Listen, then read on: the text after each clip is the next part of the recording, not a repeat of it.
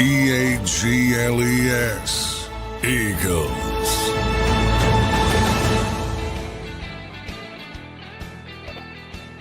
Welcome in, everybody, to a Monday edition of Birds 365 as the Philadelphia Eagles season has come to a screeching halt, and it is officially over as they get eliminated from postseason contention and round one in the wild card round by the San Francisco 49ers. They lose the football game 23-19 in Philadelphia as the 3 seed in a drastic miss of expectations, not only from the fan base, but from the team, the coaches, the organization as a whole. At least it feels like that to me. Johnny Mac, good Monday morning to you, my friend. How you doing this morning? Doing well. Yeah. Here we start. Off-season, day number 1. Yeah, well, maybe not, because it's clean out day, so I got to go down there.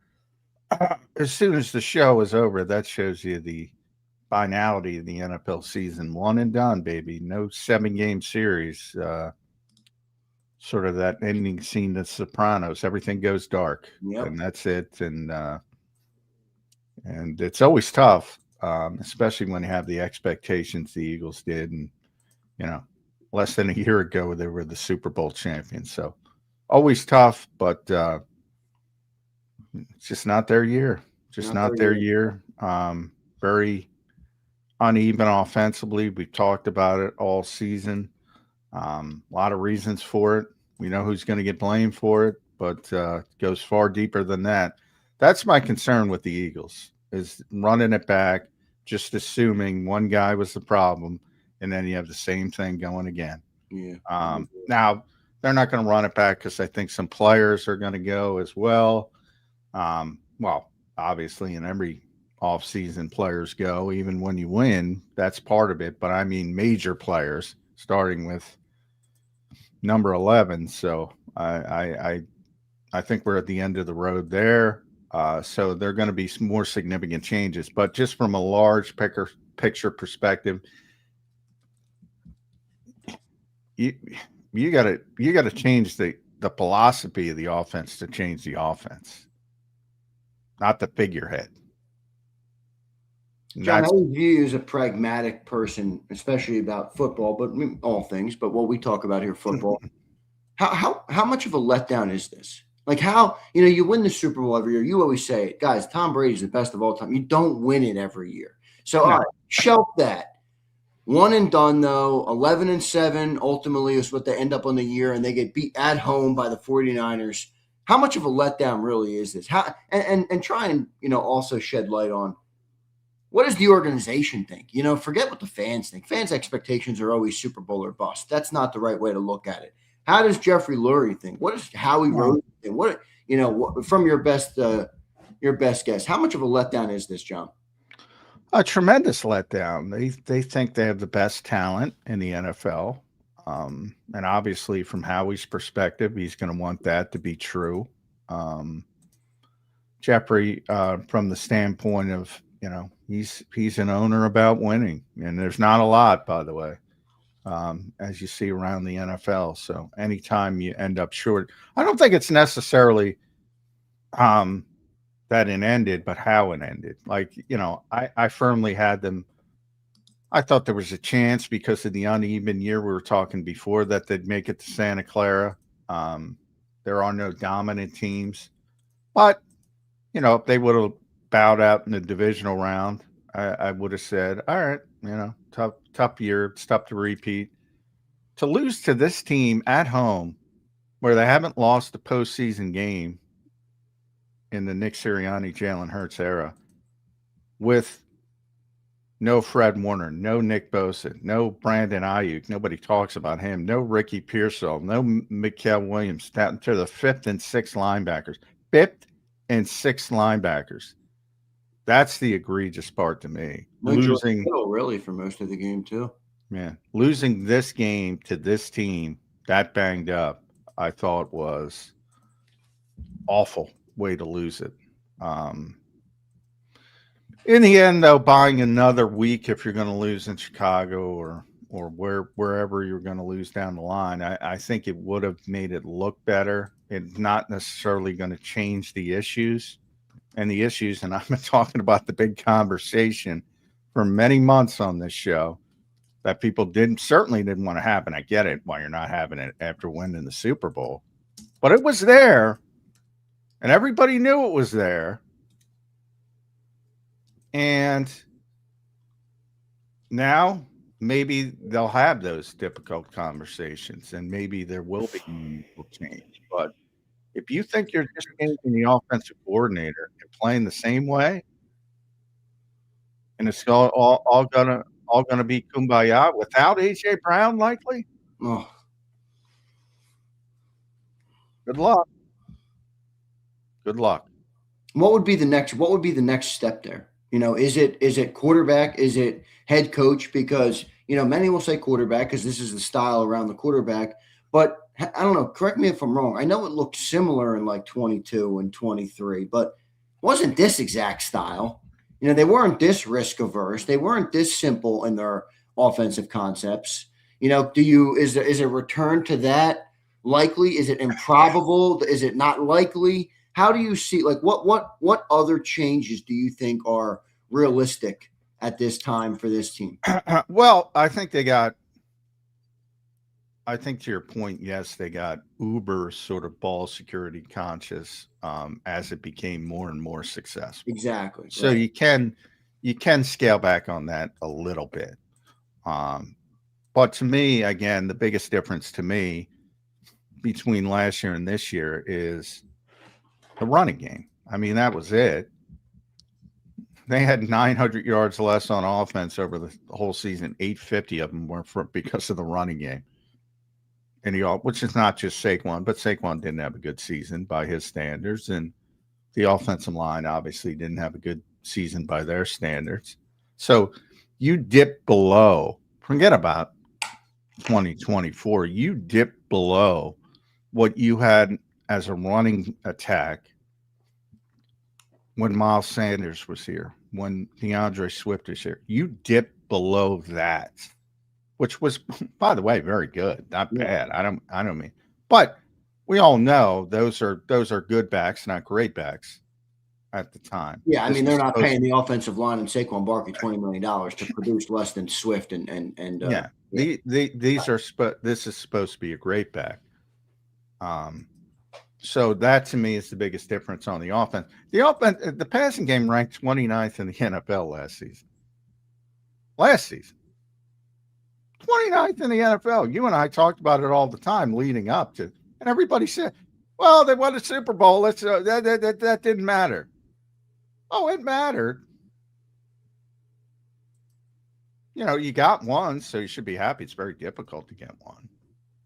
And then the mentality in the organization is basically, and Saquon said this, Saquon, in my opinion, had the best quote of everybody yesterday. And I'll try to pull it up as I'm talking right here because I did post it on X.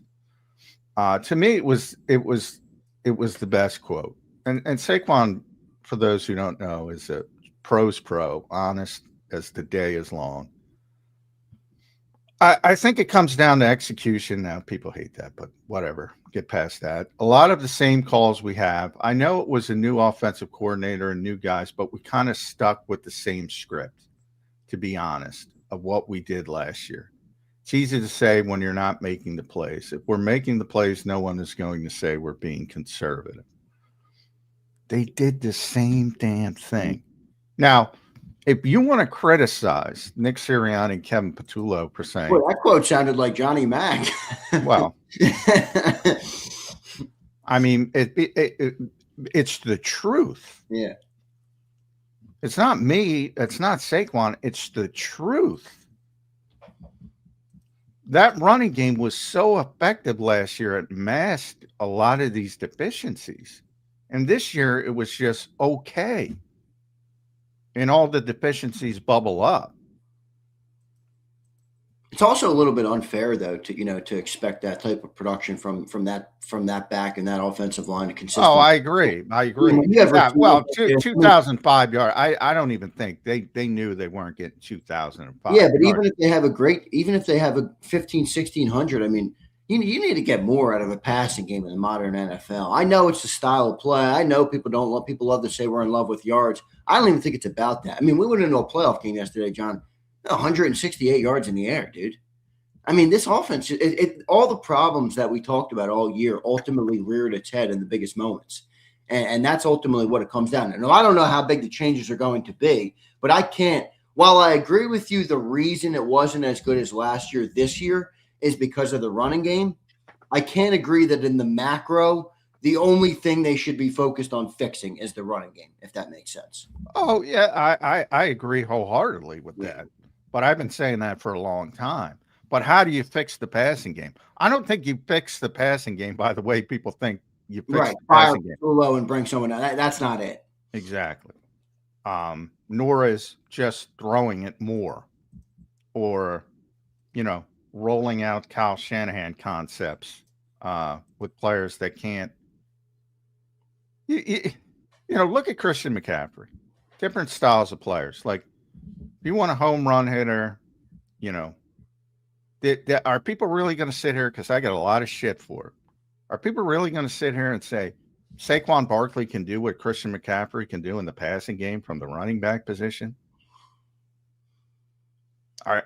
Is anybody at this point serious after watching that yesterday and that angle route and that fake reverse? Did you see the catch on that fake?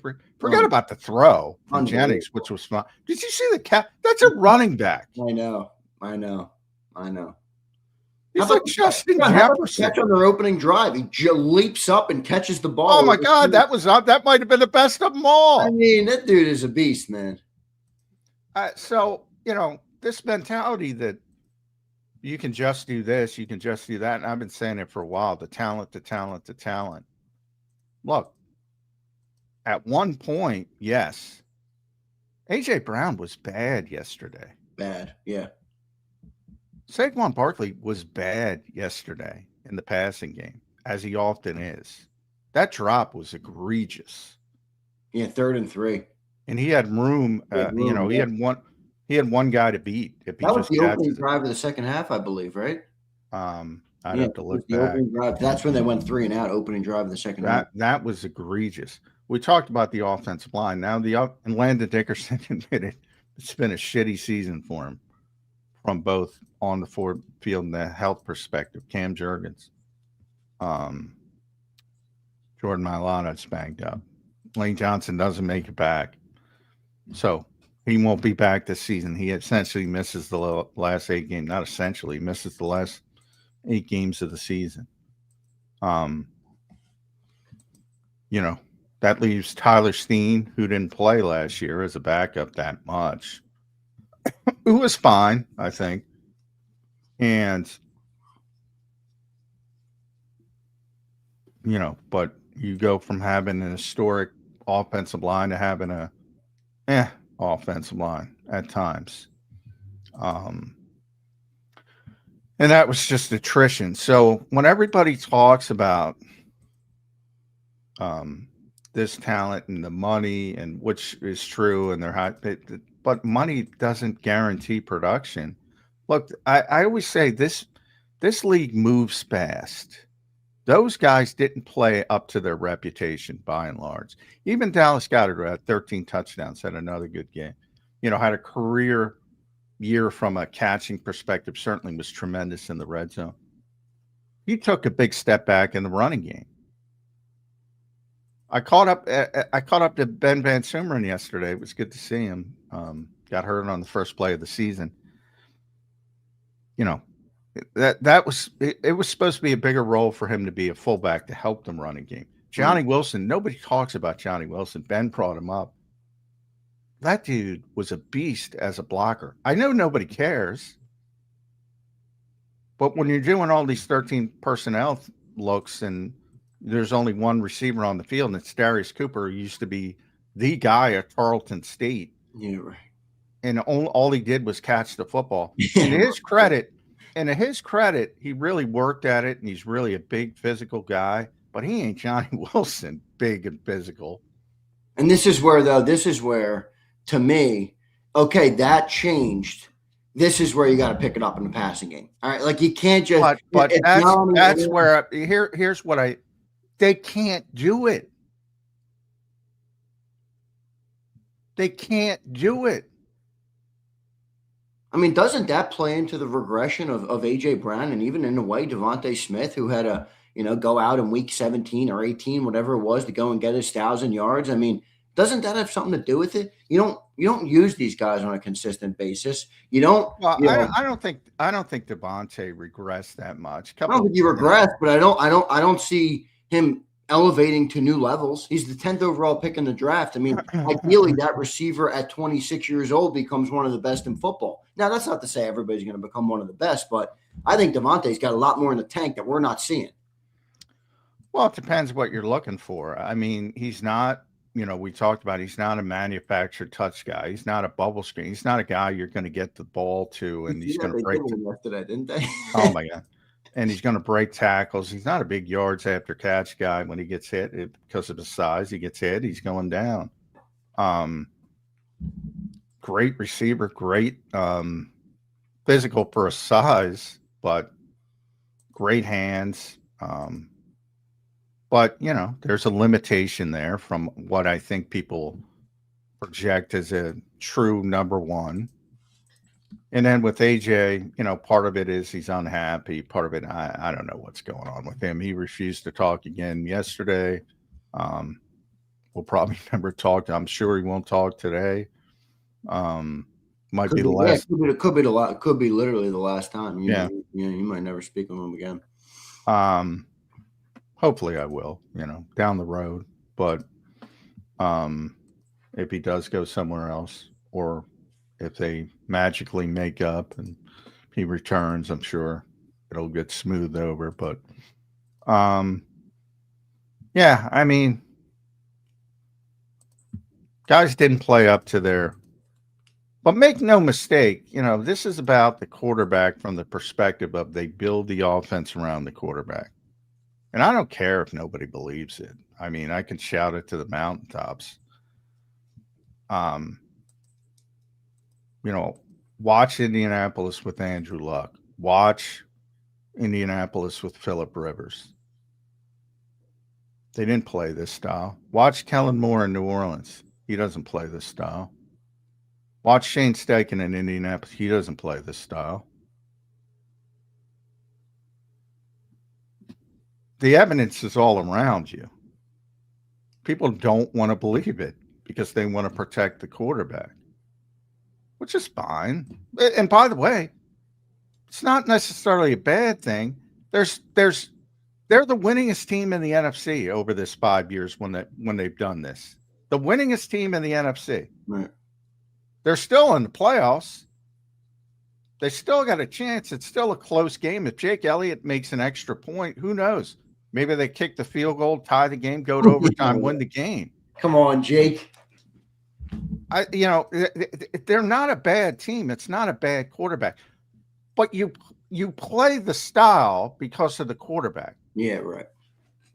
And changing the offensive coordinator is not going to change what people think. No, and they'll try to evolve it, and they try to evolve it every spring and summer, and that's what we talk about. If God, if I make it, God willing, if I make it to another season, we'll be talking about the evolution and what they're trying to do with whomever the new offensive coordinator is, and they will legitimately try, just like they did with Kellen, and either it'll work or they'll scale it back to what they are now. History says they're going to scale it back.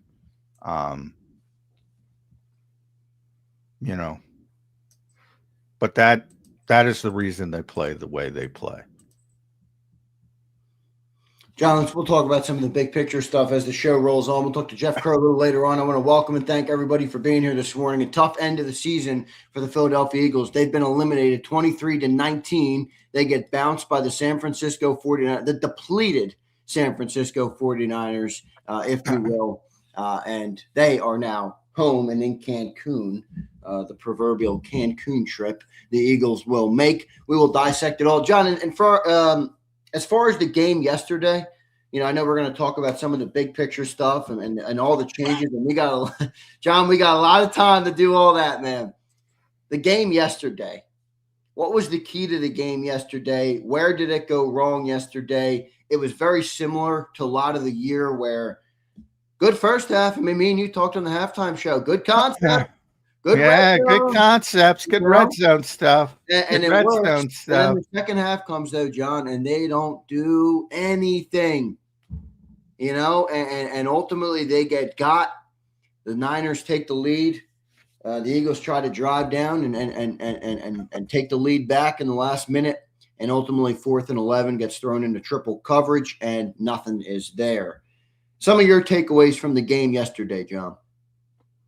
Well, I remember talking on that halftime show, excuse me, and I said, coming out was a big. You can really put your foot on the 49ers throat if you come out and have a good first drive and go down and score. And ultimately they had a 3-and-out. But talk about an ugly 3-and-out. On first down, 8 yards run to Saquon Barkley. You're like, all right, you're cooking. That's what you need. Second down, he loses a yard. All of a sudden they start getting washed again. The offensive line, they start getting beat off the ball. You saw a bunch of negative plays in the second half. So you're a 3rd and 3, and that's the Barkley drop, which is an easy first down. And who knows? If you get that first down, we've talked about it all year. Yeah, the Eagles have more 3-and-outs than everybody, but when they get that first down, they're very efficient, or they have been very efficient. Then they pick up the tempo. That's always helpful for them. And who knows where it goes. Interestingly, so San Francisco gets the ball back after the Braden Mann punts. Who, by the way, that guy is a free agent. They better bring him back. Yeah. I mean, that guy's phenomenal. In that wind, 58 yards down to the San Francisco 5, pinning him back. He had a great year. I know nobody cares about the punter. Ultimately, San Francisco starts moving the ball a little bit. And the Quinyon Mitchell had 2 interceptions in the second half, and they lost the game. 2. So they won the turnover battle, didn't win the football game. Yeah. So so they have a short field, I believe, started at their own 48 because San Francisco had gotten a couple first downs before the Quinyon interception. But then they have a short field, and it's back to the old, all right, first down, incomplete pass. Second down, Jalen Hurts runs off right tackle for 10 yards. Cam Jurgens holding, brought back. So instead of 1st and 10 at the San Francisco 42, you got 1st and 20, 2nd and 10. You got 2nd and 20 from the 40. So they actually did it from the spot of the foul. So it ended up being 2nd and 18. But you get the point. They're way behind the sticks. Way behind the sticks. And this team's not capable of making up for that, just certainly consistent. And ultimately, they got to punt again, even after that turnover. Then the defense is still cooking, 3-and-out. And the Eagles do pretty well on the next drive. They get into position, but again, field goal. They have to settle for a field goal. And on that drive, it was 10 yards, 10 plays, but they only had 23 yards. They had 3 negative runs over that 10-play drive. Saquon on 1st and 10. Lost 2. Tank Bigsby on another 1st and 10, lost a yard. And then on a 2nd and 10, Saquon lost 3 yards, making it 3rd and 13, which is when they had to give up basically and settle for the field goal. So I use that. That's pretty much the whole third quarter. I use that as an example. All this we've been talking about, the negative play. They had 3 negative runs over a 10-play drive. 3 negative runs. And these guys are getting hit in the backfield. And John, they really don't trust Jalen. I mean, John, they threw it every time on second and long. Or no, ran it, excuse me. Every time. Like, I know, we talked about, though, how they like to be risk averse and they're not going to push the ball. I mean, it's the playoffs. It's win or go home. They have a 2nd and 13, and I don't want to say they give up, but it's almost just like, okay. Well, 2nd and 12. So on this drive, 2nd and 12, they threw it to Devontae for 11 yards. They used the tush push to get the first down. Then 1st and 10, they lose a yard. Then they throw it to Devontae and get 8 yards back. So it's 3rd and 3. Saquon up the middle for 4 yards. And they get a first down. And then on 1st and 10 at the San Francisco 24, they try a goofy-looking screen to Saquon that went nowhere, that he just ditched in the dirt, and he should have. And that was a good decision by Jalen because it was going nowhere. Then they go, all right, 2nd and 10. Then that's where Saquon lost the 3 yards. And then Jalen tried to run, which didn't work. On 3rd and 13, they tried the quarterback draw. It didn't work. And they get 4 yards, and Jake Elliott kicks the field goal. So I don't know if that's necessarily the case. I think it's perception more than reality. But I will say they're not equipped as some other teams are equipped. Like if the Rams are 2nd and 13, you don't want to be 2nd and 13, but they're cool with it. Yeah. They're not gonna. It's not gonna cripple them. For this team, it almost cripples them. I'm not saying they can't do it, but they can't do it consistently. That's for sure. And yeah, I mean, look, did they trust the quarterback as to throw the ball like he's a high volume passer? No, they do not. Nor should they. But that's the difficult conversation you have to have. No doubt about it, Johnny Mac. Eagles season officially over. I want to thank everybody for being here this morning. Don't forget to hit that like button. Got a good crowd in here. The off season is here. We will be. I regret to inform you all, I've officially done my first Google search for the April draft. I'm starting a mock draft simulators. You guys name it, we're doing it. Let's get to some super chats real quick, and then we'll get to Jeff Kerr coming up. Here's Fleming. J-Mac, what time will Patullo be fired? I have champagne. I need a chill. Not that I think it'll make a difference. Just a small victory, his unemployment. Come on, Flem. I think it'll be after Nick talks to Jeffrey. That's usually a day or two. They're usually not going to do it today because the coaches are going to be busy with exit meetings with the players. But I think it'll happen this week, certainly. Here's Prince. It's effing coaching. J-Mac has been wrong all year. I'm sorry. Coaching matters. Look at Daniel Jones with the Colts and an OC who understands his skills. Brady was calling for it during the game. I never said coaching doesn't matter. You guys just twist things. I say you guys overrate how much it matters. I say all the time, players first, players first, players first. Players first when you win, players first when you lose. You guys want to say players first when you win, coaching first when you lose. Why? Because you don't want to blame the players. A.J. Brown dropped how many passes, Zander? Yeah. Saquon Barkley, we just talked about the drop pass. What the fuck does that have to do with coaching? Well, no, I think even the bigger point of this comment is the offense is built around the quarterback, right? Yeah. They run this offense because of the quarterback. Of course. He brings up Daniel Jones. It's a different quarterback. He runs a different offense with Daniel Jones. Here's Jam Regal. We have now reached insanity levels. How long will we keep doing the same thing over and over, expecting a new outcome? Nick is not a head coach. Jalen is not a quarterback. He's an athlete. Fire Nick. Oh, Nick Sirianni's the winningest coach in not only Eagles history from a winning percentage standpoint. He's the winningest coach in the NFC over his 5-year span. Might be the winningest coach overall, but I think he's still behind either Andy or Sean McDermott, but I'd have to check it. If he's not a head coach, I mean, what are the other guys?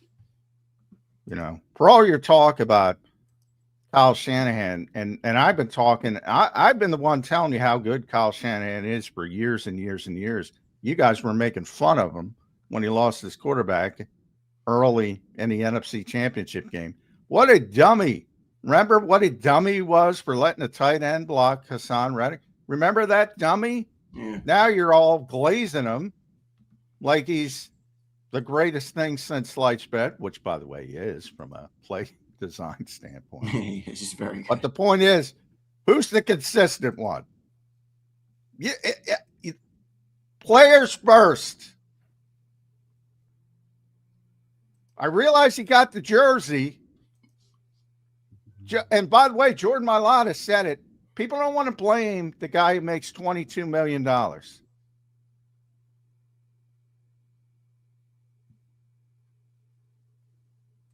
You're going to get your Band-Aid fix.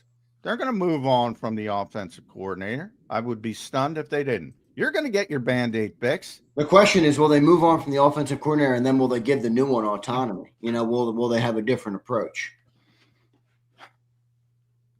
Yeah. Well, I don't know how much success that'll lead to or not, but I think that's also an option here.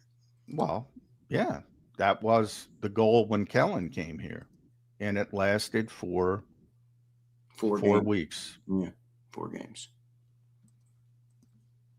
So maybe they'll try it again. Maybe it'll be better. That's back to the comment that Prince had about coaching. I mean, they brought in an offensive coordinator who wanted to run a better offense. Not only that, look at Kellen Moore's offense before he got here. Look at his offense while he was here, and now look at his offense now that he's gone again. Yeah, he's got Tyler Shuck playing really good. Here, a couple more. Jeff, we'll get to you in a sec, man. Sorry, we got a lot of supers. I want to get to him. Jeff, we'll get to you, man. LZ says, one of the best quotes I heard from Avant, I think it was a friend of Jaws. Yeah, Jason Avant, former Eagle. Said, we run a prevent offense. Great show. Crappy end of a tough season. Looking forward to KP's replacement.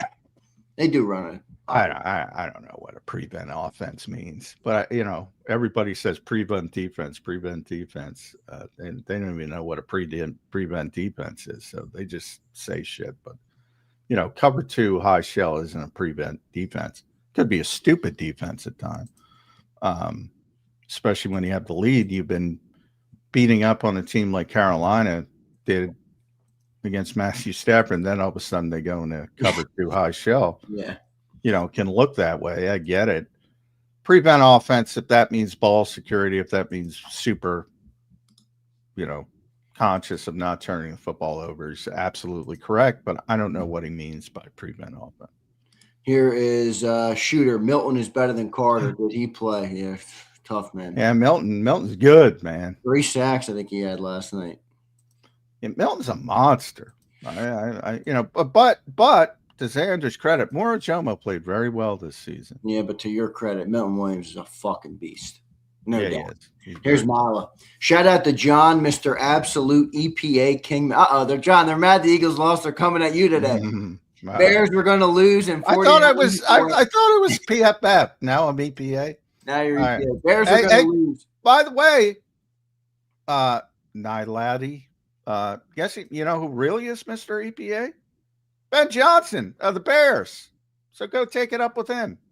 Bears were going to lose, and 49ers have the worst defense in the playoffs. Don't undersell being wrong since you were so boisterous about those things. I pick games and I'm wrong all the time. It's not difficult, to say, yeah, I didn't think the Bears would win. I didn't think the 49ers would win. There you go. Thanks for the $10. Here's Riot. If this game doesn't prove how trash the offense is, then nothing will. Purdy was thrown to a 4-stringer, a running back, and a fullback. Nobody cares about loser stats. They blow on offense. Somebody has to go. Well, yeah. I mean, again, you're part of the Torch and Pitchfork crowd. It's low-hanging fruit. Somebody will go. More than one people will go. It's not going to fix anything. You got to fix things. Not you want somebody's scalp. All right. It's like the exit plan in Afghanistan. Give me a solution. Here's this is interesting here. Halfway Crook says, "What's up, brother? Appreciate your supers. He's two of them here." Shady dropped a bomb. Locker room says Jalen wants this basic offense. Too incompetent to run anything exotic. Players talking. Is QB1 the problem? They run a very simple offense because of the quarterback. I don't have to be dropping bombs. I've been saying it for how long, Zander? Yeah, you've been saying that a long time. They run the offense they run because of the quarterback. Stop. End of sentence. 30. Here's another one. When are you guys going to realize that the talent and Howie have been driving this train? Nick ain't done nothing. His coordinators constantly outperforming. The roster carries this fraud. This is an overreaction. Well, we're all in our feelings on this overreaction. Yeah. All right, let's go to Jeff Kerr. I think that comment from Shady. Did Shady say that on his show? I got to go listen to that. Let's bring in Jeff Kerr. I got news for you. I've been saying it for a long time. Yes, you have. Let's bring in Jeff Kerr here on Birds 365 this morning. He joins us right now. Jeff, welcome to the program, man. The Eagles, one and done. Eliminated from playoff contention by the San Francisco 49ers. They lose the game 23-19. How you doing this morning, my friend? Are we honestly shocked? No. Jeff, we've talked about this all year. I'm a little shocked they lost to this team.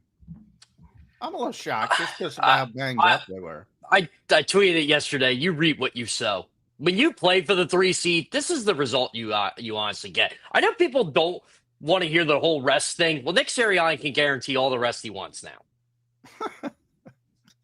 Boy, I wasn't going the rest route. I wasn't here. Look, I'm not saying that they should have played for the 2 seed and valued that a little more. Yeah, so then they lose to the. I mean, but if they lose to the Packers, then they lose to the Packers. But that's a minor thing to me. I just didn't like how they approached the end of the season. I agreed with it from their perspective, but from the outside looking in, this is just how I felt. I'm like, look, I don't think this helps your football team at all.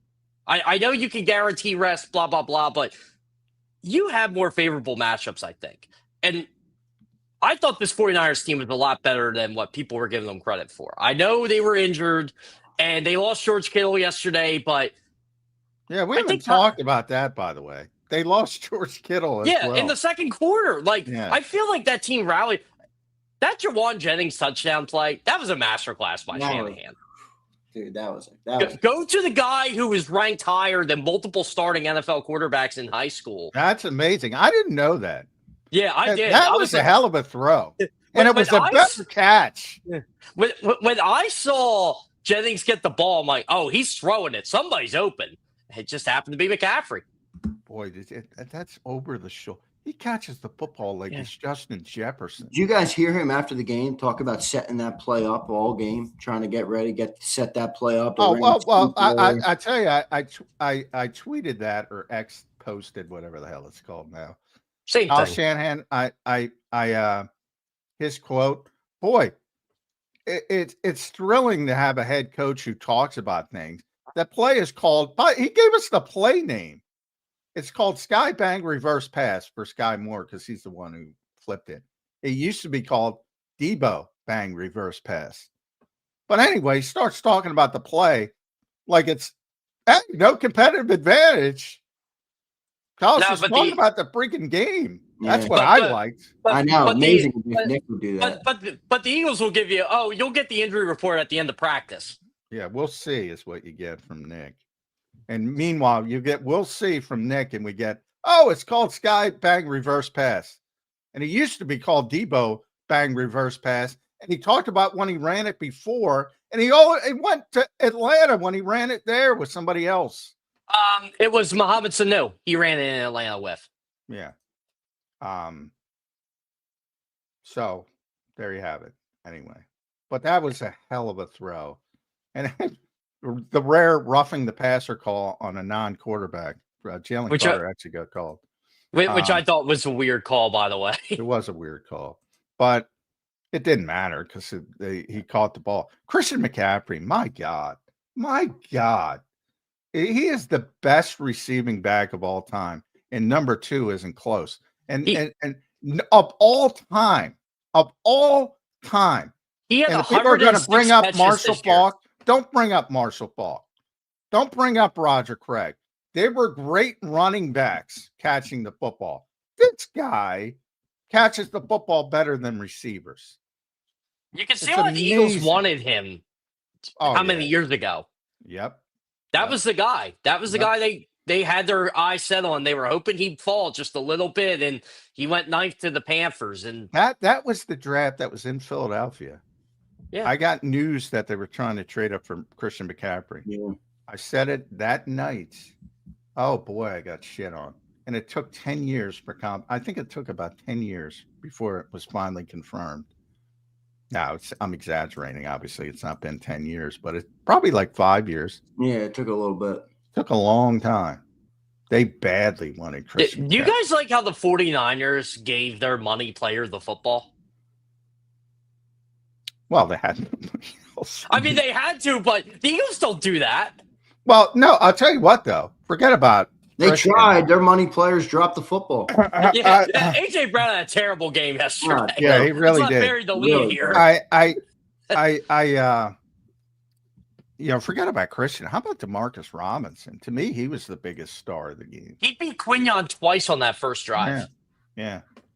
He really played well. He really played well. I haven't seen him play that well since he was with the Chiefs the first time. Yeah. So a lot of guys stepped up, and they deserve credit. And I think, Jalen gave them credit. They played well, and the other team is playing. But I am surprised from the standpoint that they lost to this team at this time because of all the issues. And then you had all the injury issues. Then you had George Kittle to it in game, and they still lost. I think this is when my angle was confirmed about, kind of resting your players and stuff. When Lane Johnson, I heard Saturday that he's not exactly there, and I'm like, if he don't play, I mean, they only averaged 20 points per game without Lane. It wasn't much more with him, but the fact that this offense and this quarterback struggled as much as he did without Lane, like they're going to have their issues on Sunday. And I didn't think Lane Johnson missing was overall in the grand scheme of things. I don't think that was their biggest fault, but man, I thought they needed him on Sunday. Well, they always need him, but I mean, they've been without him for 8 games. Is he done, guys? I don't think he's going to be done because I don't think he wants to end his career that way, but who knows? I mean, he hasn't talked since the Giants lost. He's like AJ. Like, they just don't talk. Yeah. Well, he's been hurt. That's what I'm factoring into the discussion. Like, is the love for the game, or is the love, you know what I mean? Has it worn off to him? I think it certainly has on AJ for a different reason. He wants to go play somewhere else. And by the way, I know AJ had a poor game. My guess is this. AJ Brown will have a good season next year wherever it is that he plays. I don't know. I agree with that. Oh, I agree with that. Yeah, people are he's a good player. Yeah, it's a great player. So, I think AJ Brown is a very talented, very frustrated player right now, and that's it. And I think it shows on the field. He cost himself, though. I think one of the reasons he's dropping footballs is because he let all that stuff get in his head instead of just going out and keep playing. And I've been team AJ since pretty much day one. I love the guy, but he did not play well yesterday. Yeah. He did not play well. Yeah. By the way, John, Mr. Team EPA. Yeah. Well, I used to be Team PFF. Now, the reason people are saying that is because we were saying the offense sucks, and John's like, "Well, the EPA, they're 12th in the league." Well, they were. I know. What do you want from me? That doesn't hide the problem. Negative 0.12 EPA for AJ Brown yesterday. It's not good. Yeah, no good. And by the way, go blame Ben Johnson. They all, glaze him. He's Mr. EPA. Jeff, how much of a letdown or how much of a miss of expectations is this for this Eagles team? Well, it's a swing and a miss, Zander. I mean, you had a team that I would say 3 weeks ago, I thought, not that they were clicking or everything, but I thought they were setting themselves up to at least win a playoff game or two. And what I thought was, and I still kind of think it is, a weak NFC, a weak NFL. there isn't no dominant team this year, although we might have seen one on Sunday night with the Patriots that they might be dominant. But I don't know with that offensive line with the I don't take anything. In fact, I was a little disappointed with it, and I didn't see a lot of the game because I was doing Eagles shit. But I was a little disappointed that they struggled so much offensively. I mean, that Chargers offensive line, they're getting pushed back 8 yards in the lap of the quarterback. Oh man, that offensive line is one of the I can't believe they made the playoffs, and people are going, Justin Herbert lost in the playoffs. Shut up. I know. Come on, you can't use that on Herbert. Yeah. I mean, look, Herbert didn't play well, but it's not like he had time to do anything. Tom Brady wouldn't play well back there, dude. Yeah, no one would. The line was getting destroyed. It was bad. Like, Miller Williams was just feasting off that Chargers interior last night, especially in the second half. Like, that Patriots defense is legit good. You know who else was feasting? Milton Williams. Milt. Yeah, I love Milt. Good dude, man. Yeah, man. Monster. Yeah. He was a monster last year, was a monster this year. I honestly, because his contract was so big, I've seen it happen so many times. And look, he wasn't the guy here. Jalen Carter was the guy. So all of a sudden he gets paid like he's Jalen Carter. And I thought, well, he's not going to live up to those expectations. Well, he did, at least for 1 year. And then some. And then people wondering in Philly what Jalen Carter's really worth. He didn't really show up yesterday. I mean, I know he had the sack, but outside of that, I'm expecting the pocket to collapse on purpose. I was going to bring this up. Very banged up.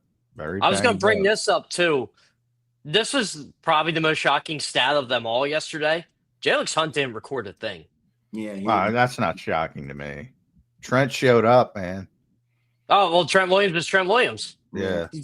People get mad he gets all pro votes. I'm like, no, he gets all pro votes because it's Trent Williams. That dude's first ballot, one of the best left tackles of all time. And people will point to he was holding Nolan Smith. Guess what? Same thing with Lane Johnson. When you're at that level, you're going to get the benefit of the fucking doubt. I watched that game with a couple people yesterday, and they were calling Holden. I said, he ain't. No, they're not going to call that on him. They're not. And Lane gets a lot of benefit of the doubt too. Remember those videos that used to come out months early, like every single play. Yeah, when you get that reputation, but he is a really good player, Trent Williams. Jeff, what's the fallout here? We're try and be as realistic, but also as brutally honest as possible. I mean, this offense, Jeff. I know we've justified it for many weeks, not just us personally, but everybody at large because of the success of the team. But this offense sucks. It sucked all year. It sucked. That's a nice way to put it, Zander. I mean, it suck. And then ultimately, it's what got them because they have all this talent on the offense. And I know John's right. You can't just look at the money and assume that's going to equal production, but their talent level is better than their production. All right, it might not be as good as we think, but it's certainly better than their production. And ultimately, the reason the Eagles are at home right now is because the offense didn't do their job. I mean, 19 points yesterday against one of the worst defenses in not only the playoffs, in the league, missing every linebacker out there. Bryce Huff as their number one edge rusher. By the way, I got to look it up. Chris Franklin. By the way, Chris is going to be on the show tomorrow, but he got a good quote from, I think it was Keon White, about Bryce Huff saying something about fuck Philly or something, but I got to look it up. I don't blame Bryce Huff for that. He was inactive for the Super Bowl. It didn't work out here. I would say the same thing about him. Jeff, so what's the fallout, though? Well, Ken Patullo won't be back. I think that's pretty clear. I mean, it'd be madness if Ken. Problem? All right, fixed. Let's get rid of KP. Everything's fixed. It will not fix the problem because the quarterback has to be better too. I don't think he had a good year this year. I'll admit it. I don't think Jalen had a good year. I thought he played bad yesterday. But again, I'd like to see him with a coach that tailors to his strengths a little more. Mm-hmm. I don't think this coaching staff did that. I just think, look, and I'm not going to blame Jalen Hurts for this season. I'm just not going to do it. But I think he needs to be better. I think they got to get this thing rectified with A.J. Brown, whatever it is, whether A.J.'s gone or not. I personally, I don't see that right now, him being gone. There are ways he can do it, but as of January, 12th, I don't see it. I know he's frustrated. You think A.J.'s coming back? I don't know. Yeah. I can't. I mean, body language, no, but I just don't know. They got to post June 1st, but yeah, exactly. There's a lot that needs to be in play. At some point, if somebody's that unhappy, you just got to let them go. Yeah, I think it's more driven by him because, by the way, I know people are saying he's gone. From the Eagles' perspective, it makes about 0% sense to move on from A.J. Brown in the middle of this massive contract and what are you going to replace him with? And we all have offensive issues, right? Do we think the offense is going to be better without A.J.? Is that the expectation? Because we should correct that real quick. They are not going to be better without they will not. Brown. So it doesn't make sense from an Eagles perspective, as bad as it was. But I think A.J. Brown wants to be out. I don't think he wants to play here anymore. And I can't really blame him. By the way, I had no issues with Nick Sirianni basically telling him off yesterday, whatever he was telling them. Oh, I didn't have a problem with that on the sideline. No. He's the head coach. I mean, if he's got a problem with something, he's allowed to, You need to be focused in the playoffs. Yeah, yeah. Learn to catch the football. Learn to stop being a hindrance to your team. I know. And look, I'm a John. I'm Team AJ too, but it is bad optics when you try to make yourself the good guy and everything. It just is. I agree. Yeah, well, the dust up on the sideline, sometimes that happens. But yeah, I mean, the head coach he wasn't getting off the field. I mean, Yeah, you gotta get off the field. Simple as that.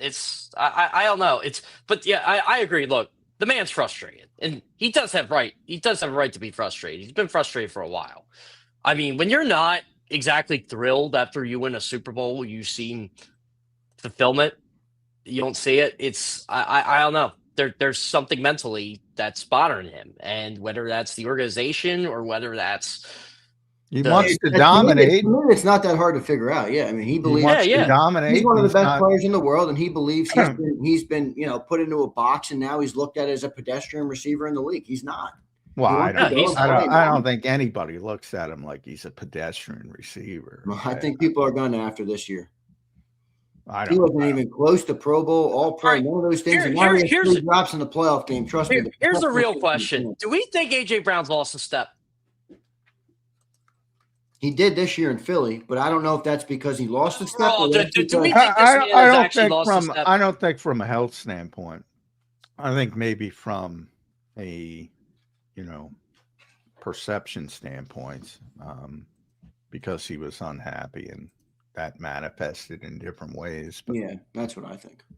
I will say this though: if he goes to a different team, if I was covered, I think he'll have a big year and he'll have something to prove. For 1, 2, he's going to have to do that because that's 2 teams now he kind of forced his way out of. Well, I don't know if he forced his way out of Tennessee. That was more up. They didn't want to pay him. That was he was frustrated there, though. But I agree with you on the premise. I think anybody would be frustrated playing there. I mean, the guy had to play with Derrick Henry, and then he had to play with Saquon Barkley. Yeah, I mean, this guy wants to go and dominate, man. Put this guy in the Patriots. He's going to get 1,500. But I think Tennessee's, and that was John Robinson, which cost him his job, by the way. And more the ownership, I would say. They were like, well, we're run first, so why are we going to pay this guy? It's like what we say here. If you're going to be run first, why you got to pay this guy? That's their decision. So be careful what you wish for. All right. Well, let me ask you this. We asked, is AJ lost a step? Here's the real black pill and the tough question that everybody in the chat will be mad at me for asking. Has Jalen Hurts lost a step? Triple threat. Jalen Hurts comment a couple years ago. I'm a triple threat. He had 14 rushing yards in the playoff game. He wasn't that this year. On the line. I mean, well, here's the he's thing. Never been a passing guy. Just to be frank, he's never been the guy that goes out and wins games consistently with his arm. That's not his game. That's okay. He wins other ways. But if you get rid of that other way, if you stop running the football, if you stop using your legs as a threat, isn't it fair to say, well, have you lost a step? Have you regressed? Oh, I think that's more than fair. Well, the numbers are in. So Paul Hembo, 96 design runs in 2024, excluding tush pushes. So forget about the tush push. 96 in 2024, 41 in 2025. Yeah, that's a big drop off. Now, you saw the reports earlier that he didn't want to run the ball. What does he want? My indication was it was part him, part them, but that things were going to amp up in the playoffs. Well, there was only one game. They didn't really amp up. Now, we did have that 10-yard scramble that got called back. That would have changed things dramatically because that was an example of him doing what he can do, but it was called back by the Cam Jurgens holding call. So it's too small of a sample size to see. If we got through 4 games, we would have seen if he was going to use his legs, but we'll never get to see it. That's the only thing about this game where, again, and Tool will not be back, but where I can defend the coach. A coach is not responsible for a Cam Jurgens holding penalty, a Darius Cooper holding penalty on a 12-yard run. They are not. Drops. They do not want to blame. No one wants to blame these players for failing. They do not. These guys are gods to them. Come hell or high water. And I don't get it. I don't know why. That's goofy. It is goofy. It may be goofy, but it's true. I got news for you. The players don't care about you either. Yeah. Now, there was that great Mickey Mantle quote from Bronx Tale. If you saw Bronx Tale, Mickey Mantle doesn't give a shit about you or something of that nature. Yeah, something like that. But I'm paraphrasing, that wasn't what it was. It was much more eloquent. But yeah, I mean, you guys protect them like they're kids, you know? Yeah. I mean, what I get upset is they want to blame, and I thought he had a good game yesterday, by the way, Devonta Smith, but they want to blame Patullo and the triple coverage throw in the 4th down. If Devonta Smith just catches the ball on 3rd down, you're not in that situation. Yeah. By the way, remember the Zach Ertz narrative. No yak, Zach. AJ Brown didn't have yak. Devontae doesn't get yak. When Devontae gets hit, he goes down. AJ Brown did not have a yak yesterday. Yeah, no yards after the catch. But AJ, in his career, yes, a very good yards after catch receive. Devontae, you're the stat guy. He don't get a lot of them. Yeah. So I hear people, why can't you jet sweep Devontae Smith? You're going to get him killed. What tackle is he breaking? They don't have a manufactured touch player. And they should get one. They tried to get one with Denias Smith. Didn't work.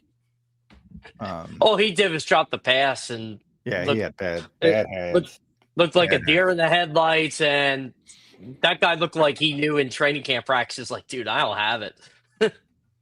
Is this talent overrated on offense, Jeff Kerr? I've been thinking that for a while, honestly. I just think they run an offense that condenses all the talent. And I'll tell you what, and what I tell you guys a lot this year, and I know you both agree with me on this. My concern with this team was the offensive line first and foremost, more than anybody on the coaching staff. And well, yeah, I just did not think they had a good year this year as a group. Part of the reason John talked about, playing this way that the Eagles play it was great. Oh, they got beat to shit last year. It's tough. This is hard to sustain, man. Yeah. This offensive line is not old. Like, it's not like we got a bunch of 30-plus-year-olds that have lost a step. You got 26 or 27-year-old Landon Dickerson. You got Cam Jurgens, who's just got his new contract.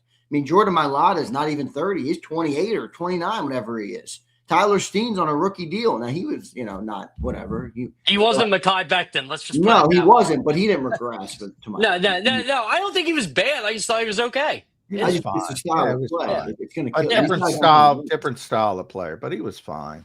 You can't blame Tyler Steen. I didn't think Landon Dickerson had a good year. By the way, I don't know if you saw Landon's comments, but he was not.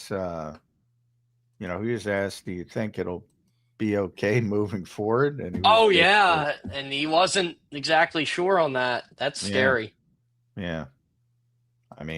That's the worst feeling in the world for a player, especially when you play at the high level he plays at all the time. Well, and you talk about how physical he was, and he was of all the offensive linemen, even more than Kelsey. He was the key to the tush push. He would just push people around. But guys, what do they got to fix this summer now? Like, because they're going to fire the OC. I agree, and I agree with both of you that it's not going to be the fix people think it is, unless, and I still don't think that it will be, but whatever. Unless they give them autonomy. Do you bring in a Cliff Kingsbury style guy, let him run his offense? Don't let Nick make him go into this shell. Now, I know what you guys are going to say. The reason they went into the shell isn't really because of Nick, but people don't want to hear that. What's the fix, though? Is it you got to look at the quarter? I don't know. I mean, I'm asking you guys. You guys know. I know what I would do. I would tell Nick Sirianni, you ain't picking anything. We're picking it, and he's running the offense. Well, is the offense better? Because they tried with Kellen Moore. They brought in a passing guy to fix it. 4 games in, they were 2-2. They reversed course. 7 turnovers in 4 games, and there was an intervention. They not only they reversed course and went back from where they were. Yeah, intervention. The offensive line intervention. We can't throw the ball. I mean, look, is it? It's not going to happen. I don't think it's going to happen. But when did they have that conversation with the quarterback? Yeah, by the way, let me explain this plainly. You can't go into you can't have a head coach who's an offensive guy and say you're not allowed to bother whatever name you think you want. Then you got to fire the head coach. You can't operate in that fashion. I agree with that. That is bullshit. But is it crazy enough to think and I've seen people, respected analysts, tweet this, could Nick Sirianni actually be gone? I don't see that. Anything's possible. Yeah, I mean, they fired Doug. But he's less than 12 months off the Super Bowl championship. You really want to fire Nick Sirianni? Yeah, and then what's the next coach who's coming in here going to say, oh, they fired him after a year? But you're right, Jeff. Let me read it real quick. It was, who was it? I think it was Warren Sharp. He tweets this. I don't know what you guys think of Warren. By the way, Warren's an Eagles fan. He's being emotional. Oh, is he an Eagle fan? Yeah. He's an Eagles guy. Oh, I didn't know that. He said Nick has to be out. He worked for the team at one point. But he did ask one relevant question, and I want to get both of your opinions on this. And I don't know if he's a fan, but he worked for the team. Look, he's being emotional. Okay, that's all I'm saying. That's fine. But here's the question I think he asked that's fair to wonder. How many owners are seriously lining up to hire Nick Sirianni in the coaching cycle? Well, I think someone would hire him. Are you kidding me? Come on. Okay, well, that's someone would hire him. If you think so, yeah, all right. Jesus Winning Christ. Is the ultimate barometer for head coach. What are we doing here? That's why I get tired of it. I agree with you, but I think there is a slew of people out there who think Howie Roseman, great talent, 2 great coordinators in Steichen and Fangio that have given him great runs. Some people look at him and think the revision, and I love Shane to death. The revisionist history on Shane Steichen is amazing to me. Nobody took more shit than Shane. I remember it because I produced every show on JAKIB. I remember it, John. Because he was a great guy off the mic, on the platform. He was just because it wasn't his place because he's not the head coach, so that was part of it. But he was just so vanilla. People hated him. I'll tell you what, I've talked to Shane at plenty of owners meetings over the years, man. You get that microphone away from him, he is awesome. Oh, yeah. No matter if it's the Eagles or the Colts, he will give you all the ingredients to the salad. He really will. Great dude. Told me so much about the team and the offense and about what he did, but none of it that I can make public. On the podium, he was the most vanilla guy on purpose. Yep. That he could possibly be, and people did not like it, and now they act like they like it. I asked Shane about Joe Flacco 2 years ago when he was with the Colts, or the year Joe was with the Colts. They signed him, and I asked him on the record with the cameras there, and he told me stick around, and I did. And so I waited 10 minutes, and he goes, all right, you can put this in if you want. He just gives you 20 minutes on Joe Flacco. I'm like, oh yeah, I can use that. Great story. Yeah, he's a great dude, but I mean, it's complete revisionist history that. All right, guys, let me ask you about the about the controversial final play that's been ripped by every tape analyst out there on X. Yeah, all the geniuses. Didn't like the concept. Did not like the concept. But 4th and 11 and quarters coverage, they do run 4 verticals. I don't know. I mean, what it just felt like the offense all year, honestly. I know, but in that moment, is that what you come up with? I don't know. What do you guys make of it, John? What do you think of it? I saw people trying to detect what Jalen Hurts' body language or what he said. I thought that they didn't even show his face. I didn't understand that clip. That's content creation. Yeah, right. I asked Jalen about the 4th down play because Nick said they called the timeout to get a picture of what they were doing. So I asked Jalen flat out, well, did they come out with something different? Because sometimes they know you're taking a picture. Sometimes they come out with something different. Jalen said, nope, they stayed. It was quarters. That was what they were in originally. So that was the plan, which obviously did not work. Now, look, what normally, if you're in quarters, you're going to throw something to the flat or you're going to throw something over the middle. That's what they did. They threw it over the middle. Now, if you throw it to the flats on 4th and 11 with your season on the line and hope insert name breaks the tackle and you end up short of that first down, what kind of shit do you think is going on at that you're going to get a lot of shit. You're throwing up beneath the stink. They're playing quarters to keep, it's 4th and 11. Yeah, right. They're protecting the line. In a condensed area of the field. Remember, it's not at the 20-yard line. Yeah, it would almost be better if that happened at the 50-yard line. Oh, yeah, it would have been much better. Yeah. Yeah. But it's in a very condensed area. The smart play is to throw it in the flat. Not on 4th and 11, it isn't. You got to take your shot. And he took a shot in the middle of the field, but San Francisco defended it very well. Can I ask why so many people had an issue with the Eagles taking timeout? You got 3. Well, because they could have had another. They could have stopped them on 3 runs and had 20 seconds left to try to score a touchdown. But here's the thing. Like I always say, and look, I know it's a different sport, but when I'm on the bench, assistant coaching, I always say to our head coach, you can't take them with you. If you're 4 and 11 and your season's on the line, I have no problem calling the timeout. Now, the people say you call a timeout. That's what you come up with. One thing about all the film guys, some are good, some aren't as good, some are great, some aren't as good. What I've heard from none of them is, what would you do? Well, they never give you that. It's always hindsight. Yeah. That's why I don't break it down. I can't. And most of them, my guess is they'd say, well, you got to throw it in the flat.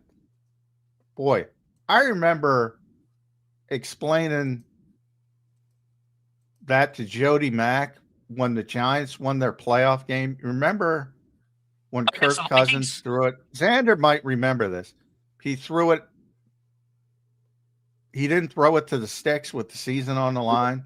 And he threw it to T.J. Hawkinson and he got tackled. Oh, my God. Jody wouldn't give up. He's like, it's the dumbest play ever. It's all he had. You're hoping to break the tackle. Andy Reid's done that before. If you don't throw to the sticks with the season on the line, it would have been even worse. You get tackled on 4th and 11, an 8-yard gain. These people would have lost their freaking minds. Well, that's why I get upset. They're like, Jalen threw in the triple coverage. Yeah, it was quarters. 20 yards, less than 20 yards. Do the math. I think the best point that's been made about this final play is John, with the lack of space and where they were on the field. I mean, when you don't have that area, because Acho did give another example of somebody who came up with a better design. He gave a few of them, and they were good. But the one Acho's one of the best film guys. I give him credit. Yeah, he's good, and he ripped that play. I didn't see some options, but the one option he gave was the Bears play where they got the touchdown to DJ Moore, and that was a great play design, but that wouldn't have worked in that area of the field because it was so condensed in. You know, they had that play where they faked the screen. DJ Moore streaks up the left side. Nobody was open. I don't know. I think there's a better play than and you know what? Defenders know that too. If I'm the quarterback, they know that. Even I'm going to, somebody had to have, even if it was double coverage, I'm giving somebody a chance to get the football with my season on the line. You know, Jalen seemed to just go, all right, Dallas Goedert's having a good game. I'm just going to throw it to him. And there's a good chance Dallas could have caught it. You don't know. You don't know. Well, that ball was there. There was more defenders there than. Yeah. That was not a good decision. That's happens when you play quarters, though. See, this is what I thought was about to come, the hook and ladder. But Eagles don't run shit like that. Yeah, Eagles aren't that creative. Shit like that. That would have worked though in that defense, I think. I think a slant short of the sticks may have been better with the Eagles. Yeah. Well, if they would have thrown it short of the sticks and gotten tackled, oh boy. That's what I thought was going to happen. Yeah, but it would have been. Throw something short, the result like a would hitch have been route or something. I mean, the thing I like about the throwing it before, John, I agree with you about this. I mean, give the ball to a playmaker and hope they make a play. That's football. I think that's a smart play. Yeah, they still get on the Titans 26 years later. The Dyson Mike Jones play, and I still say that's a genius play that they threw it to Dyson because all Dyson had to do was beat Jones. I thought Dyson scored.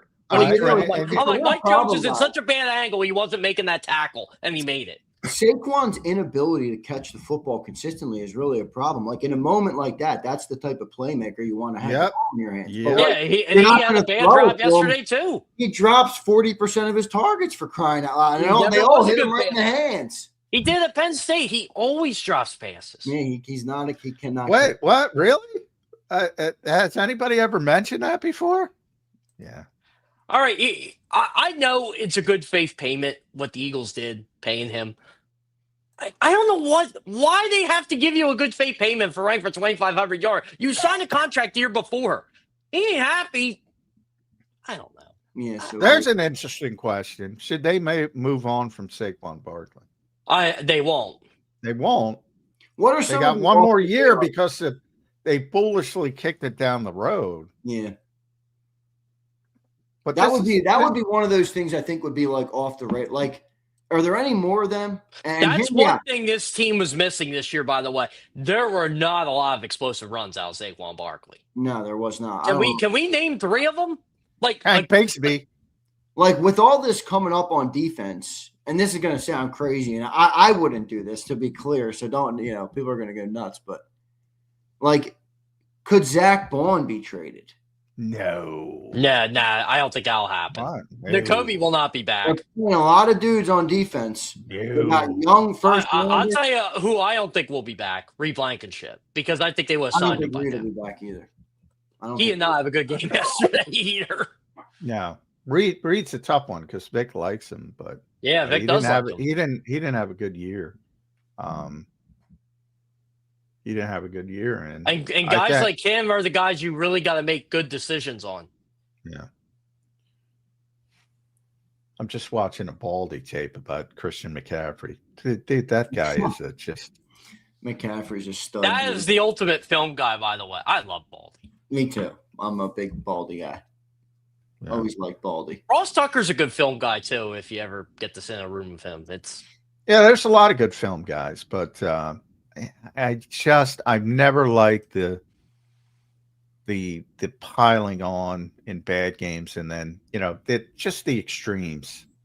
But again, you know what? I don't even blame like those people for it. I blame the culture that has been set. I agree. Everything's got to be a hot take, and I don't blame them. They're just playing the game that is getting played. It sucks. Because Stan's right. Here's the quote. Here's a notable quote. Something I want to talk about it with you guys.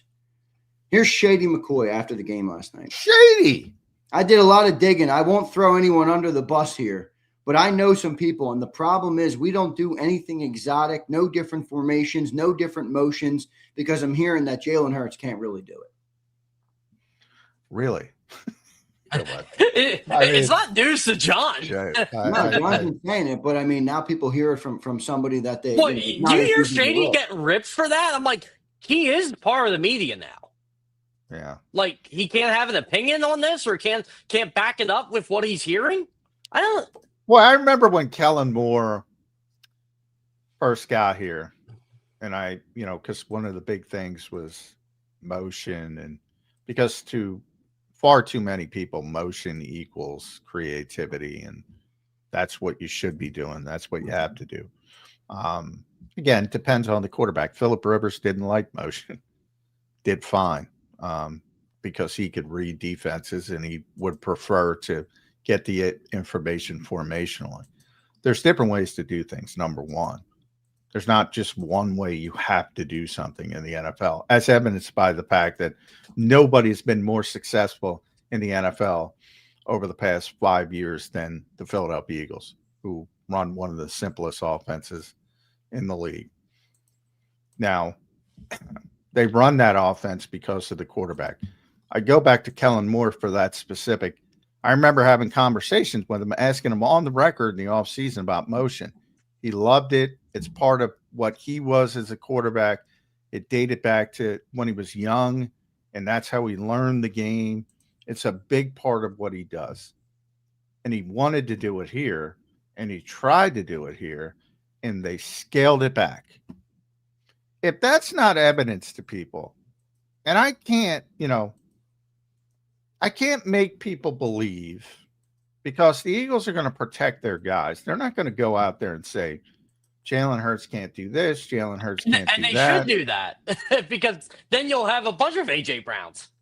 But they run the offense they run because they're trying to build around the strengths of the quarterback. And that's not a bad thing. That's where people get off the trail. They think it's an insult. It's not an insult because they've had tremendous success doing it. He's a very good quarterback. But he's not the type of quarterback that most fans think he is or he's want not him to Matthew be. Stafford, and that's okay. It's fine. Yes. He's had more success than Matthew. He's had more success than anybody. Yeah. I almost kicked the hornet's nest yesterday. You guys want to hear a strange but true stat regarding Eagles quarterbacks right now? Hit me. Through 10 playoff games, Donovan McNabb and Jalen Hurts have the same playoff record, 6-4. Which isn't a bad record, by the way. No, it's not. But everybody makes Donovan look like he's the worst because he didn't win a Super Bowl. Well, Donovan won a playoff game every year. He found a way to do it, and he wasn't carried by his defense every year either. I mean, this is the third time in 5 years they're one and done, right? So it's like to the extremes. They're one and done, or they go to the Super Bowl. that's where we are right now. Look, Jalen's a winner, man. He is. He's a real. Everything John said is true. Everything John says is true. Just because Jalen Hurts isn't Matthew Stafford or Joe Burrow or Josh Allen or Patrick Mahomes or whoever does not mean he's a bad quarterback. I just wish Eagles fans, it's not even Eagles fans, it's everybody. I wish they would come to this. You don't have to be elite or shitty. You can be good. It's fine to be good. Being good is what got Jalen Hurts a Super Bowl MVP. Yeah. I don't know. Like, why do you have to be the best or the worst? Again, it's the culture thing. Yeah. I agree. Ricky Bobby rules is what I call it. It's like Cowboys fans saying today, all the Eagles did was play one more week than we did. Yeah, because they were better than you. That's why they play one more week than you. Yeah, but what's the difference? Well, that's the thing, though. What is the difference? There's a big difference. It's hard that's to win. Where I bring up. Well, the expectation was vastly different on those two teams. I agree, but the Eagles are better. It's not, it's not an unsuccessful season. Well, I agree with you that you can't always win. Tom Brady never won, but this is a failure of expectation for this team. I have told Eagles fans this since the day they won the Super Bowl last year. You know how hard it is to repeat, and the fact that you thought this team, it was going to be hard to repeat no matter what. We didn't make it to the divisional or the conference championship. We got bounced in the first round by probably the worst defense. I am saying it was hard to repeat. Period. And the way they ended their season, it just did not have the formula of a repeat. But I agree with you in the expectations, Ian. You have every right to have those expectations. But the way it played out the last couple of weeks, I just did not see a Super Bowl championship. By the way, I don't think it's my expectations. I think it's Jeffrey. Oh no, this is in general. No, yeah, but I don't mean. I think my expectations, your guys' expectations, and everybody listening's expectations are moot. Who gives a shit? That's what I agree with that. About the guy who's funding everything. Who's the owner of the team and the GM who's making all the decisions. I think it's a failure of their expectations. Oh, I agree too, and I think it wasn't the year a lot of people thought, but it just seemed like, again, over these last couple of weeks with the decisions that were made and how they played, it just didn't look right. And I just kept saying, you reap what you sow, you reap what you sow, you reap what you sow, and they got it. Well, expectations are a funny thing. You're right. The Eagles had high expectations. Yeah. I don't necessarily blame it on just the fans. They created high expectations in their own minds as well. But I do think there is, to Jeff's point, there is a societal thing that anything less than a Super Bowl championship is a failure, which I don't agree with. However, this is a disappointing loss. I mean, this is not a team they should have lost to. So, again, if you make it to the divisional round, if you make it to the NFC Championship game, certainly that's a successful season. No question. I don't care. Any team anywhere. I would have said that's a successful season, even if you lose. Losing to this team and where they were, health-wise, that's not a good loss. So I have no problem people pointing that out. But to look at the bigger picture and the success of this team over a 5-year period, it's still pretty impressive. Still pretty impressive. Yeah. By the way, I don't know if you can do this, Zander. I just reposted Baldy's breakdown. It's like 2 minutes, but that if people want to watch it, go to, I think, 42 seconds left. My God, look at poor Nakobe Dean being put in the blender by Christian McCaffrey on that touchdown. I mean, people are like, "Oh, Nakobe got burnt." I'm like, "Really?" Oh my God! I know, but you expect Nakobe Dean, who I love and is a great player, to stay? Nakobe got burnt. McCaffrey? I mean, come on, there's not a line. No one's doing that. That's what I'm talking about. People, no offense, but a lot of people are nuts, man. I mean, I was kind of laughing at this too. Someone, and you could tell it was the younger Eagles fan, was saying, "This is terrible. Losing the first round, go to Super Bowl, losing the first round, wins the Super Bowl, losing the first round. This is unacceptable. This is terrible." And I'm just like thinking to myself, man, I would have taken that in 1996. Yeah, but that's bullshit. This roster is better than that. And by the way, I got a bone to pick with both of you two. All right, you guys, both of you, Jeff, you included, you came on this show many a times, fired up that everybody was overreacting about the offense. The offense stunk, and ultimately it's the reason. Because everybody overreacts about everything. That's why I can't take anybody seriously. They overreact about the offense because they couldn't score damn points on one of the worst defenses in football. The Eagles' offense scored 28 points per game one time with Chip Kelly, and I heard people tell me the offense sucked. So, well, they don't score that now, and they got way better talent. Oh, are we sure they have better talent? The talent. Are we sure? Are we sure they have better talent? Yeah. Guess what? It might not be as good as we think, but it's definitely. I'm a basketball nut, Zander. I'm going to tell you this right now: the Sixers had Joel Embiid, Ben Simmons, Jimmy Butler, Tobias Harris, and whoever they had, and they couldn't even get out of the second round of playoffs. Joel Embiid. Oh man, you're going to get me really pissed.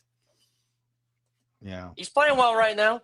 Yeah, he is. But I know I'm bringing up a sore subject, because I agree with a lot of your takes on Joel Embiid. You know what? When you play a certain way, and like what does it matter? Like, and I'm not, because I know people are going to take it the wrong way.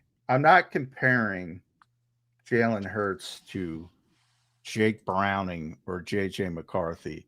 Well, what did Jamar Chase and T. Higgins and everybody do in Cincinnati when Jake Browning was out there versus what they do when Joe Burrow is out there? Not much. What did Justin Jefferson do this year as the greatest receiver in NFL history, statistic-wise, in his first 4 years, whatever it was? The difference between the quarterbacks he had, Kirk Cousins, Sam Darnold, and J.J. McCarthy. What did he do this year? Is he talented? Is he talented? Damn right he is. What the fuck does it matter? They needed Justin Jefferson to play in a meaningless Week 18 game for them to get 1,000 yards. That's how bad it was. That should never happen. I'm not criticizing Jamar Chase and T. Higgins and Justin Jefferson. And by the way, Jordan Addison catches in one game with Joe Flacco. I do remember that. That was crazy. Well, Joe's always been a high ball. Didn't he have like 23 targets? Which is just yeah. Yeah. Oh yeah. I think the game plan was get the ball to him. Yeah. AJ gets now in the Eagles, it's more about a specific style than a bad quarterback, because he's not a bad quarterback. Let me emphasize that, because I already got people tweeting idiots taking stuff out of the context. But with no faces and gray profiles. But he's not a bad quarterback. But you have to play a certain style with Jalen Hurts. It is not a high volume style. I can say it once, I can say it 10 times, I can say it 100 times. Don't blame me. Blame your favorite team. They're the ones who've decided this.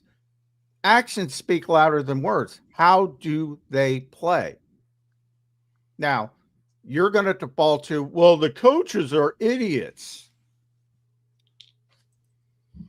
Kevin Patullo's coached in this league for 15 years. Nick Sirianni's coached in this league for somewhere around that range. There are other offenses they've been in. As I said, go look at Kellen Moore in Dallas. Go look at Kellen Moore in the Chargers. Go look at Kellen Moore in New Orleans. Compare that to Kellen Moore with Philadelphia. Go look at Shane Steichen in Indianapolis. Compare that to Shane Steichen in Philadelphia. It's all out there. Actions speak louder than words. So you can talk about skill position people all you want. A, if the offensive line stinks, they don't matter. B, if you play a conservative ball security style, they're going to be limited from their upside. And C, did I go A, B, C, or 1, 2, 3? Yeah, you did A, B, C. By the way, Saquon didn't play that well this year. AJ didn't play up to his standard. That's part of it too. And they played not to lose a lot. Yeah, and Jalen. It did bite him. Jalen didn't win you many games. I mean, 168 in the air in the playoff game when you win or go home. He didn't play where nobody. Honestly, Zander, the 4.3 yards per attempt bothers me a hell of a lot more than 168. I mean, 20 completions, 168 yards. What are they? Yeah, it's terrible. It is. What did he throw 38 times, John? Guys, what's more likely this summer? What's more likely?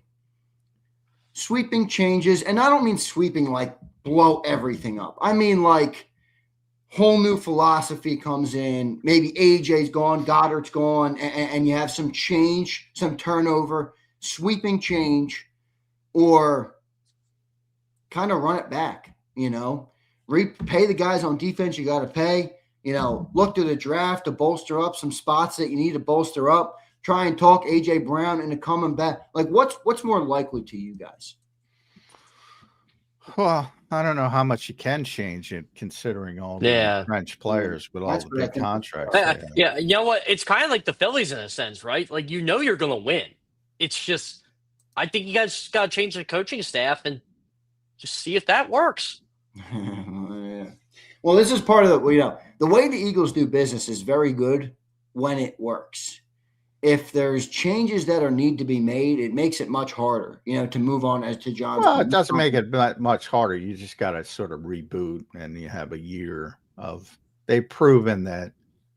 But you will have a year where, in their world, you struggle, which means you're on the cusp of the playoffs versus being. This is my contender. Do we think Dallas Goedert is back? No. Are they going to pay him? I don't hear. So that's going to be one change. I hope Dallas Goedert goes and gets a massive contract somewhere because he took a pay. I do too. And he's the only guy who showed up consistently all freaking year. Well, I just he's 31. He'll get a 2-year deal for significant money, but he's 31. You see some tight ends playing. I mean, how old's Ertz? I know he got a bad injury this year. 36. Look at his deal. Look at his deals over the past year. Yeah, you go 1-2 years at a time. Yeah, that's true. That's true.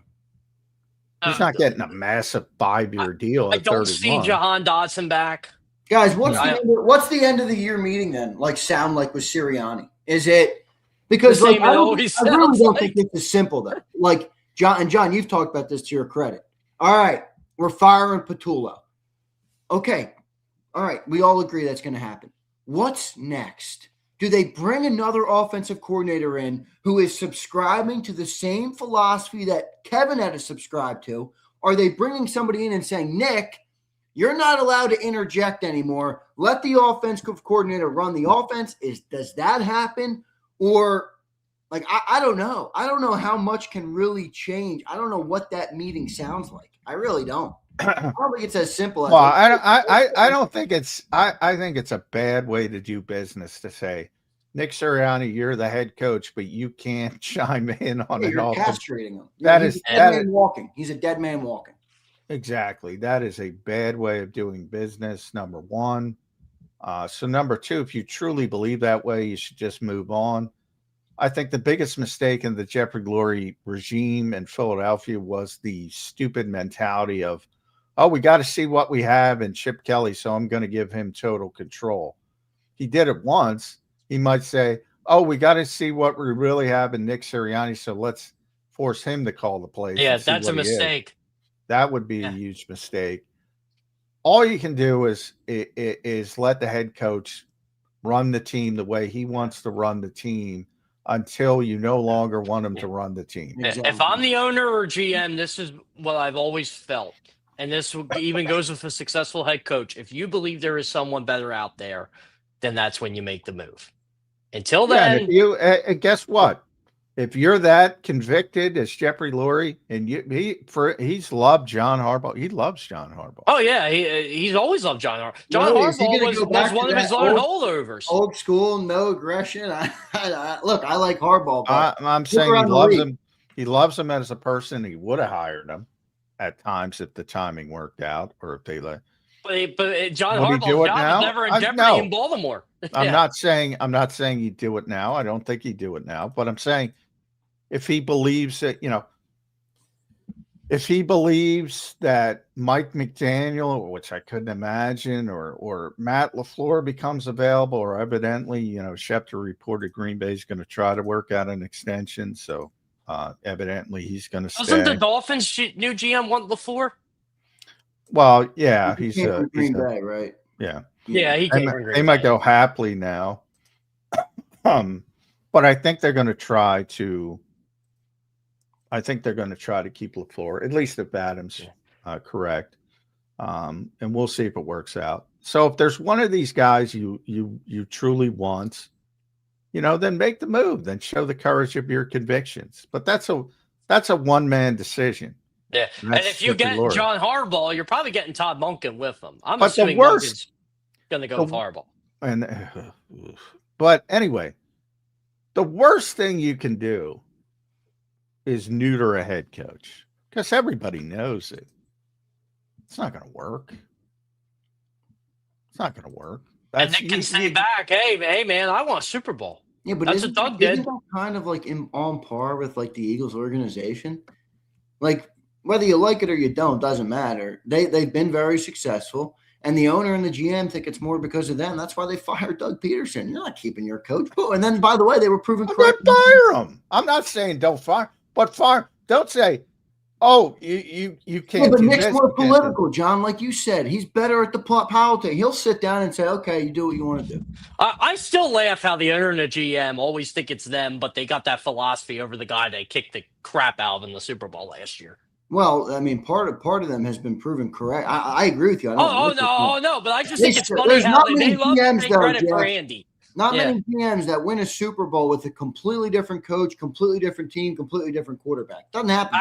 Actually, Howie, I think is one of only 3 GMs, if I'm not mistaken, to win the Super Bowl with 2 different quarterbacks. Yeah, I think. Well, here's the thing. I mean, if they believe that, then again, fire the head coach and bring in who you want, and try to do it that way. And it's hard to argue against those two. Will there be any conversations about the quarterback this summer? Yes. Yeah, there always will. I mean, all right, Zander, I'll give you my guarantee with they're very well aware. They have conversations about the quarterback all the time. They build the offense around the quarterback. I mean, okay. I just didn't know where they are on it, because it's not particularly one you're moving off of. I mean, no trade clause. No, they're not. They're not moving off, Jalen. But that's why I think the OC question is so tough. It's not just bring in a new OC. What, to run the same offense? History says it's going to end up that way. Yeah, they didn't. But they at didn't least you have time to hire somebody, unlike last year. They didn't bring in Kellen Moore with the idea that he's going to run the same offense. That's just the way it ended up. Yeah, right. So they'll go into it with the idea that new ideas, fresh ideas, motion, more creativity. History says it will be scaled back. Maybe history is wrong.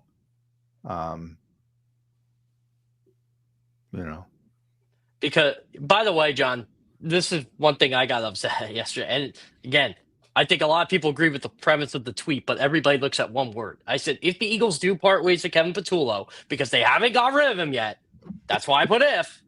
Jalen Hurts will have 13 different play callers and 11 seats. Everybody goes, what do you mean? That doesn't matter. That only matters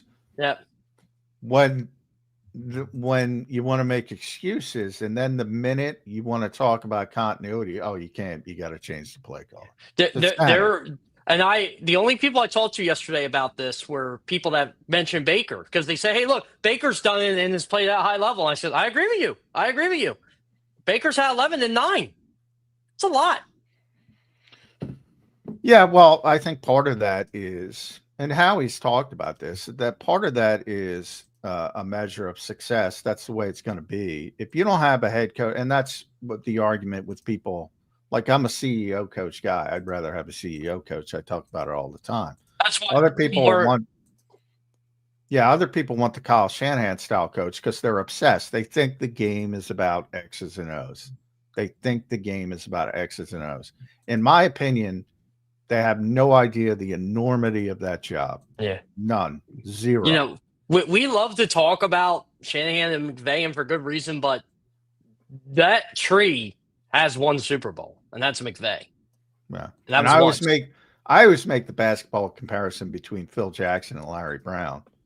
If I'm down 2 with 10 seconds left, I don't want Phil Jackson drawing up a play for me. I want Larry Brown drawing. Yeah, I won't want Larry Brown doing it. Yeah. If I want a coach who's going to keep Shaq and Kobe from killing each other, I want Phil freaking Jackson.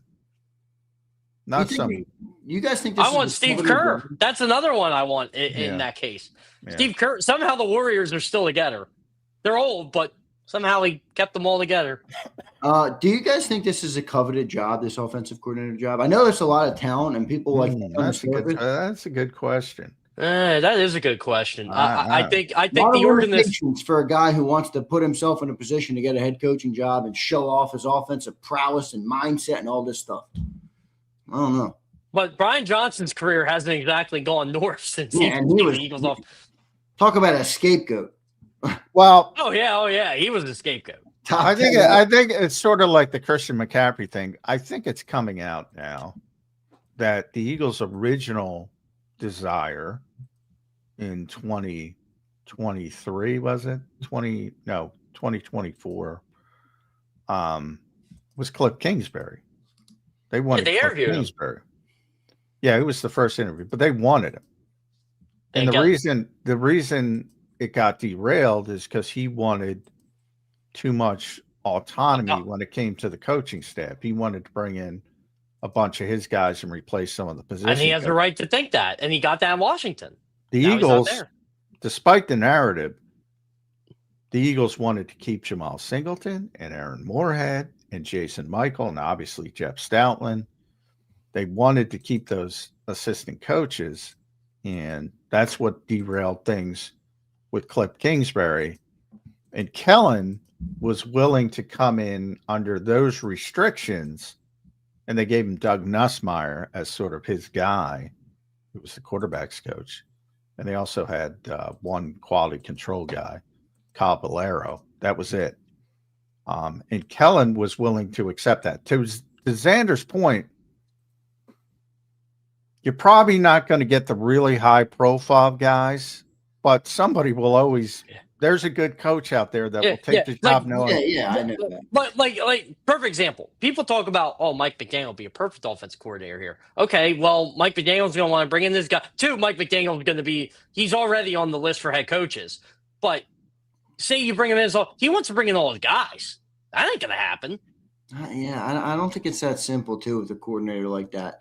Those are the type of coordinators that have their offense and they need a specific type of quarterback. Like somebody said to me last night on the postgame show, Mike McDaniel is going to run Kyle Shanahan's offense. That's real quick. Somebody said to me, "Can you imagine the Eagles' offense with Kyle Shanahan?" I said, "I got bad news for you, brother. Kyle Shanahan would have traded Jalen Hurts 3 years ago, like he did with Trey Lance. Mac Jones might be the Eagles quarterback if that was the case. First-round picks on. They spent 3 first-round picks, and the guy barely played a game there. He's not running the offense placated around the quarterback. He needs his offense his way with a quarterback that's on time. They're not going to run the offense. And Brock Purdy did that at Iowa State, and he does that now in the NFL. It's amazing how that works. And by the way, and adding to John's point, Mac Jones is better. That's the irony of the whole thing. Yeah, I love Mac Jones, by the way. Purdy makes some good wide throws, though. Purdy is a good quarterback. I wish people would put some respect on Brock Purdy's name. He's a much better quarterback than people give him credit for. He's a very good. He deserves credit. I do like Mac Jones personally. I do think Mac Jones can be. Yeah, Devontae Smith. What he thinks of Mac Jones? I do think we know what he thinks. I do think he could be and will be a good starter in this league when he gets his next opportunity after being with Kyle. But for all the Mike McDaniels of the world and everybody else who has become a head coach off the Kyle Shanahan tree, Kyle has told all of them, and I got this from somebody who used to work for the 49ers, the day you can call plays better than me or design plays better than me, I will give it up. And he has not found that guy. Now, part of that is probably ego, but it's hard to find someone who can call plays. Well, I just mean, obviously, he's the guy making the decision. Yeah. I agree. Nobody does it better. Can we play a hypothetical here since I brought up Mike McDaniel? Can you imagine Eagles fans listening to a Mike McDaniel press conference? Just one? Yeah, it wouldn't go over well. So, I've listened to a bunch of them. It's like, you wonder, John, I still remember there's a certain executive on the Jaguars. You came in the one day when we were in the media house. You're just like, what the? Yeah. They would turn on Mike McDaniel pretty quickly. Mike McDaniel is a very interesting guy. Yeah. And he's a football lifer, too. Everybody thinks the guy's like the ultimate nerd. I'm like, he's a football guy, man. Yeah, and I've only been here since 2015, back here since 2015, 2016, full-time covering the team. And there is not one coordinator they have not shit on. The fan base as a whole. Not one. I mean, look, they shit on Andy Reid. And they're going to shit on the next one. Wait, it's so funny you say that, though, John, because that's not exclusive to Philadelphia. And I had another guy in the chat last night. Look at the coaching Josh Allen gets. I'm like, oh, really? Is that where you're going to go? Every person in Buffalo has been calling for the firing of McDermott and Joe Brady for like 4 years. Come on. And you're absolutely right. It's not unique to Philadelphia. It is not. It's not. It's every fan base. It's all over the country. But my only point is to boil it down, because the Eagles are the team I cover. To boil it down, you're going to hate the next guy too. History tells me you're going to hate the next guy too. I'm pretty sure the only coordinator Eagles fans love around here is Vic Fangio, and for good reason. The only way it turns into love is post success.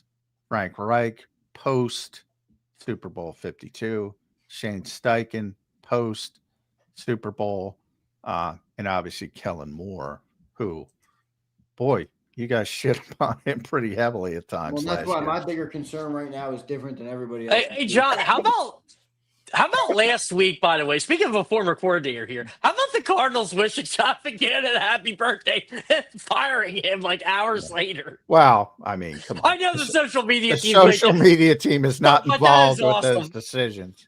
That is awesome, though. I'm just like laughing. I'm like, wow. The social media team's got the list of birthdays, and they're just on autopilot. Yeah, firing the man. All right, Jeff, we got to run, man. We got 10 minutes left. I didn't realize how late we were. Jeff, your final thought, real quick, man, before we run. I mean, look, I'm with you, Zander. From the optics is at this point season, but the way it ended, I'm not surprised. Me neither. Jeff, thanks, man. Appreciate you.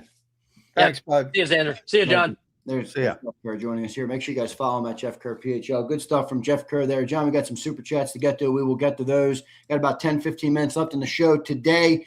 John, what's on the agenda for the Birds? I think they got their final meeting, and then it's clean out day. Yeah, clean out day, final meeting 12. Then I'll have some exit meetings with the players, and they will empty their lockers. And that's the thing about football, man. This team will never be together again, the team as a whole. So it's always, a bit of a sad day for them. Jacoby was talking about it as a free agent. Took a picture of his locker at Lincoln Financial Field because he doesn't know if he's going to be back. And, remember for Jacoby, it's even about more than the Eagles because he's been able to play with so many of his college teammates for his entire career. But yeah, it's always a difficult day for the players, and maybe the last time they will ever play a game in Philadelphia. Some of them may never play again. So it's always kind of a raw day, a little bit of a raw emotional day. Yeah. Yeah, it's never fun, especially, coming off a loss. It's a little bit fun coming off a Super Bowl. People are happy, but most times it's in a disappointing situation. And,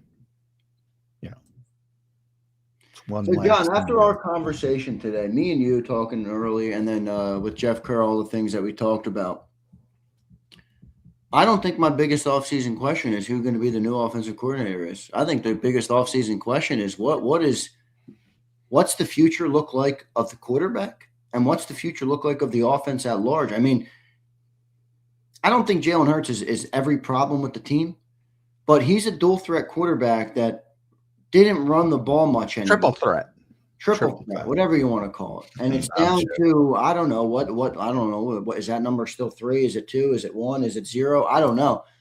What does it look like? What's the future for Jalen? Because dual threat quarterbacks already don't have a big shelf life in the NFL. And now Jalen doesn't really want to run anymore, or at least that's how it played out this year. Do we all of a sudden unlock like a 28-year-old Jalen who comes back and runs more than ever? That feels unlikely to me. But how good can the offense be without him running a lot? I don't know. I think that's a bigger question to me than, okay, who comes in and calls plays? Because I don't think it's as simple as just bringing an RPO guy who starts to run them all over the place. I don't think Jalen wants to do that. Yeah, well, I would agree with that. Yeah, I mean, it's difficult. It's not going anywhere. He's going to be the quarterback. Yeah, I'm not saying he's not going to be the quarterback. I'm just wondering what it looks like in the future. Yeah, I mean, it's going to look a lot like it was this year and the year prior. So, there's a wide range of outcomes. Super Bowl, first round exit. But they're going to be a good team that wins games. But I know that's not the goal here. And certainly everybody has high expectations, including the organization itself. Got to catch lightning in a bottle. If you're going to play this way, you got to have a better running attack, number one. So you have to fix that. I think you talked about doing some draft stuff already. I've not gotten to that point. So you're ahead of me, but offensive line has got to be a big, and it always is, for all the talk, and I wrote about this I wrote about this before the game. For all the talk about Jalen Hurts and the playmakers and the defense in this era of football, they have been built on the foundation of the offensive line. Yeah. And that started to fall apart this year. Yep. So it's got to be repopulated. They know that better than anybody. I always go back to Cam Jurgens. When they drafted Cam Jurgens at number 51 overall, in, I believe, 2022, nobody was happy. They all wanted N'Kobe. Ironically, they ended up getting him anyway. They were all shitting on the pick. They didn't know who Cam Jurgens was and how he gave that quote. When it's even, we're gonna pick trenches. That's how we roll. That's how they build this team. And even defensive line too. But if you had to pit those two against each other, defensive line first. And they gotta start rebuilding that thing. Yeah. Can't last forever. Landon Dickerson, the way he was talking, I don't know if he's ever going to be healthy again. Life moves fast in the NFL.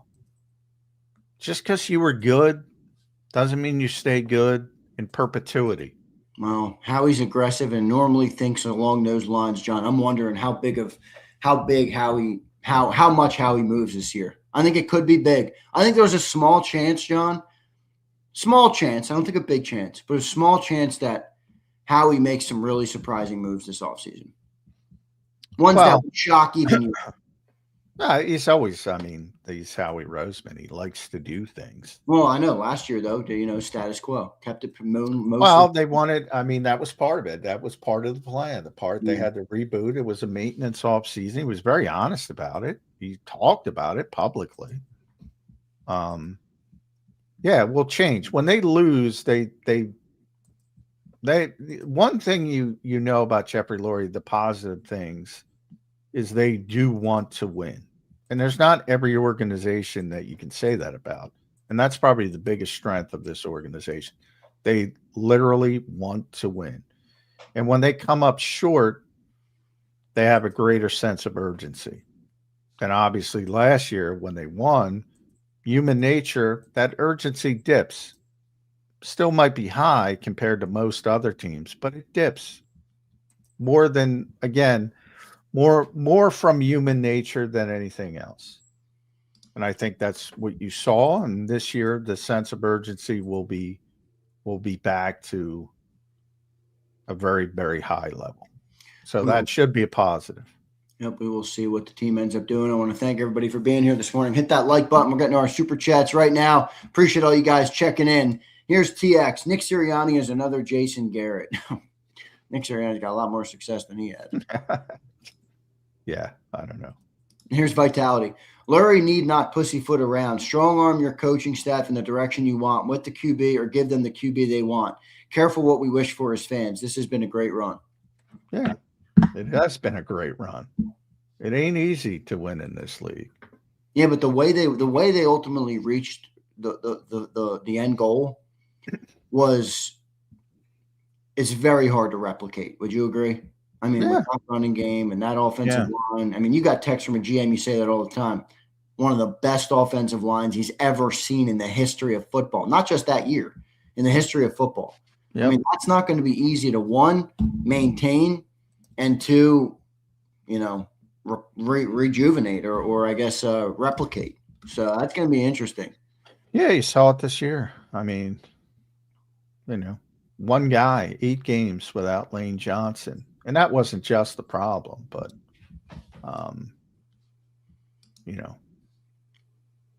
guys need to be healthy. Guys weren't healthy. What has happened 9 times in the history of the sport that somebody's rushed for 2,000 yards. That's not easily replicated. Well, and that's made easier when you have an elite quarterback, I guess you could say, right? That's the only way to really make the margin. When you have Patrick Mahomes, your roster can be man, you still go back.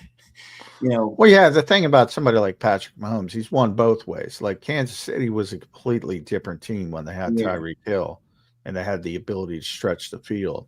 And that really shifted the league as a whole. That's when guys started playing a lot of too high safety again. and saying, all right, we're just not going to give that up. And all of a sudden that swept through the league, and they lost Tyreek Hill. They had to go in a different direction. They won in a different way. Maybe it's time for the Eagles to go in a different direction and win in a different way. Can they do it? They're constrained. Here's King. 22 he did. I'm not sure what you're referring to. Philly Tide says, the 49ers are running quarters, and we decided 4 verticals is the play to call when we have a season-deciding 4th down. Yeah, I talked about it. I'm the one who asked Jalen the question. How hot? Be honest, Philly Tide.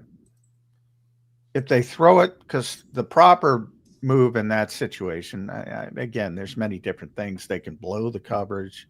There's many different things that can shift gears. But if they play it well, you probably want to throw it to the flats underneath the sticks. If their season ends with somebody underneath the sticks with a completion, how happy are you? Yeah, it's the same Constrained field, constricted, not in the middle of the field, very close quarters. Here's Payne. 4th and 11 is not a high. Yeah, that's a tough situation. It's a lot different than 4th and 6. El Pena says, John, should the Eagles move on from Jalen, skip the extension, and look to trade him? Even with coaching issues, the QB is limited and is the issue.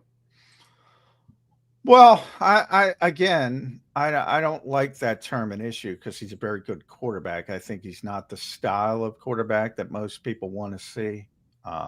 You still have a difficult time trading him from a cap perspective this year. You can probably start talking about it 2027 if you want to go that route. I mean, anything's possible. You can certainly do it. They did it with Carson Wentz. They didn't want to do it. Somebody offers you. There are a lot of teams with bad quarterbacks that would love to have Jalen Hurts. Anything's possible. I don't think they're moving on from the quarterback. The question is, can you shift in a more dramatic direction to go more higher pad? That's what people seem to want to see. To your point about that, I don't know what you're talking about. He's talking about Jalen Hurts in 2022, that previous comment. He's talking about a season he had in 2022 from a passing perspective. Can you get it back to that level? You have to be a lot of running, a lot of RPO. Yeah. But just from people are obsessed with statistics. Can you get it back to that level? You probably have to be less ball security conscious to get it back to that level. Pena, thank you, brother. Here's Pumper. Jalen can't read zone, won't target middle, can't turn left, can't see over the line, can't anticipate throws, and won't run. What type of quarterback is he then? Come on, Pumper. He threw it into triple coverage right in the middle of the field. That's true. Right in the middle. No, I'm joking. Yeah, Pumper, you're too harsh. He's a very good quarterback. Here's Pump again. Give any decent QB midfield 2 minutes, 3 timeouts, they score a touchdown. What the F is Jalen's excuse? Hold this guy accountable. He failed this city. Well, I don't agree with that. Anybody scored. Come on. Yeah. I've seen plenty of games where decent quarterbacks have gotten the ball midfield 2 minutes, 3 timeouts, and they don't score a touchdown. Plenty of quarterbacks have. Plenty of quarterbacks have. Defensive players are on the field too. Sometimes they make plays. And they also had some drops over the middle, if I remember correctly. Here's Pump. Before Hurts mailed it in, pre-2023, Hurts runs for that first down, carrying defenders. That MFer lost his grit. Hungry dogs run faster. Oh, gosh. Come on. We got to roll. We got a bunch. Doug says, drops, missed kicks, poor run blocking, fooled on defense, not enough Hurts runs, and plenty more. But this team looked flat. Crowd even looked quiet. Well, when they play poorly, the crowd tends to turn on them. There was some booing at times, but yeah, I think they were shocked, obviously. It should have been. They should have won that game. It was a bad loss. I said that yesterday. There's no getting past that. No doubt. Here's Riot. It's not an overreaction to say this is a bad offense. We do less with more, while teams like the Bills and Niners win games with guys in the stands. Stop telling me about the stats. They are false. I never talk about stats here. I don't know what you're talking about. I'm not a stats guy. Say it. How many times have I said that? Might just be a general comment. Yeah, it's not a statistical game. I'm not worried about stats, but I mean, come on. 49ers, they got to play Saturday now. By the way, they got screwed by the NFL schedule makers. Yeah, I saw that. They ain't winning the Super Bowl. Right? In Seattle, they're going? Yeah, they ain't winning the Super Bowl. I mean, it's a nice story, but they're too banged up. Buffalo, nice story. I didn't think they'd beat Jacksonville. I don't think they're a lot of people are going to look at this as the easiest road for Josh Allen, but he's got to go on the road the whole way. Don't get caught up in one game, one win with anybody. Here's Pump. Who can take one look at the OC job here in Philly and see this as an attractive job? Mediocre quarterback, unusual organizational scapegoat, and cap hell future. The scapegoating, I do think, is relevant. Well, I don't think offensive coordinators are looking at cap hell. And believe me, Howie isn't going to be in cap hell. Cap hell's only for teams that don't have the ability to use voidable years because the owner says, all right, I'm cool with it. Howie has that luxury. So I wouldn't worry. And certainly an offensive coordinator isn't going to be worried about the cap. The other stuff is legitimate. Yeah, it is. I agree. Fly says, at this point, we have to look at the OC. Two different style. At this point, Fly, where have you been all year? Two different style quarterbacks and the same result. Are we talking about Tanner? Yeah, come on. Week 18? Come on. Week 18 game. They all backups. King Taking Nova says, has the championship window closed for the Eagles? It's a relevant question. No. It's smaller though. They can open it back up with. Who out there of this final group of teams, and we still have to wait for tonight's game with the Texans and the Steelers. Who out here say is so daunting that you don't think you can beat them next season? Well, you know how the NFL goes. A lot of teams will get better. You know, they'll be. Well, I agree with that. I mean, I think that I've already predicted the Detroit Lions will be back in the playoffs. Yeah. I don't know that I think the NFL will be like it is this year every year, where nobody's that great. There's a lot of parity. Like I think there will be some teams emerging. I do. Bears could be one of them, by the way. John, me and you'd love to debate about those guys. Brandon says, John, do you see this coaching staff actually utilizing Tank or someone else more next year to give teams another look and to keep Saquon healthy? Well, if Saquon's here, not a lot. No. And I presume Saquon's going to be here. I didn't mean to. So, no, I mean, Saquon's,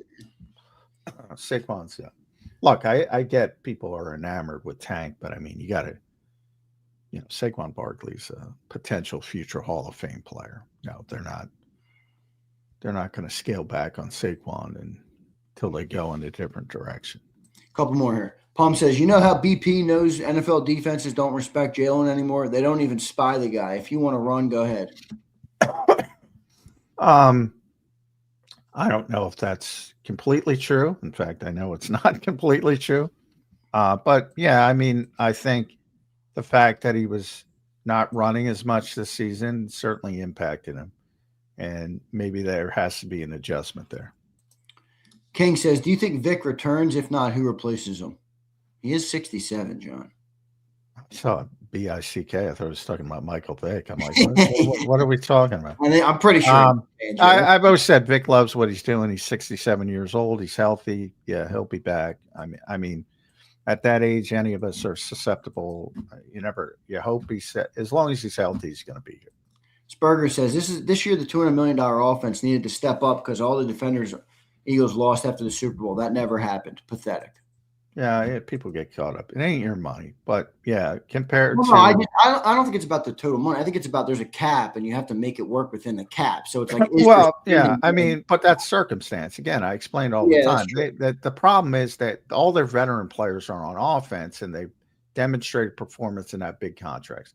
That will change when they have to pay their young defenders. Right now, by the rules, they don't have to pay them. And so they use that money it will shift when they have to pay Jalen and Quignon and Cooper and Jalen Phillips. Maybe this year it will switch, and it will start to switch, and you will have less money on the offense, and maybe in a weird way that will help because maybe the expectation's lower and maybe young players start to step up and they're better than the players that you think are going to be great for perpetuity into the future. Here's Domenico says Doug got fired for wanting what Nick gets. End it. They're not gonna fire Nick, guys. Boy, I'll tell you guys, man. You really want to fire the head coach less than 12 months off a Super Bowl championship? No, that is something. All right, John, your final thoughts on this Monday edition. Get out of your feelings. It was a disappointing loss, but it's hard to win in this league. It's still a good team. Chicken Little is not out there. The sky is not falling. Disappointing result. Still a good team. They'll be a good team next year. We'll see what Howie does, and I'm sure he'll do plenty. But I would focus on offensive line as we start the offseason. Yep. The 2025 season is done. John, well done today. I know you mentioned you're going down there. What time are those things down at the NovaCare? Sure, you got to go. Yeah, I got to be down there by about noonish, and it's a big waiting around day for people to trickle in. Yeah, right. The locker room whenever they want, right? Yeah. And do they have to talk? Do some of them have to talk to you? What's that like? Or they can kind of just choose? Yeah, guys roll in and roll out. I'm pretty sure that AJ's not talking to us, but most guys, Jalen will talk. Saquon will talk. Jordan Mailata will talk. The guys who they'll all talk. It'll be interesting to see if we see Lane. I doubt it, but you never know. A lot of the young guys will talk. Part of the process. Clean out day. Too early.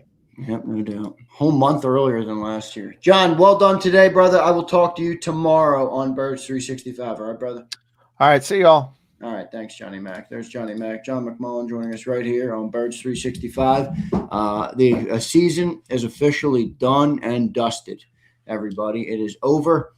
We are on to the off season now. We will break it down. We will dissect it. All right, we will look at everything, and the conversation will ensue not only today, not only this week, not only this month, but get ready. It will continue and continue and continue until the next season begins. I think there's a lot of questions, a lot of problems, a lot of things to address. And we're going to talk about all of them,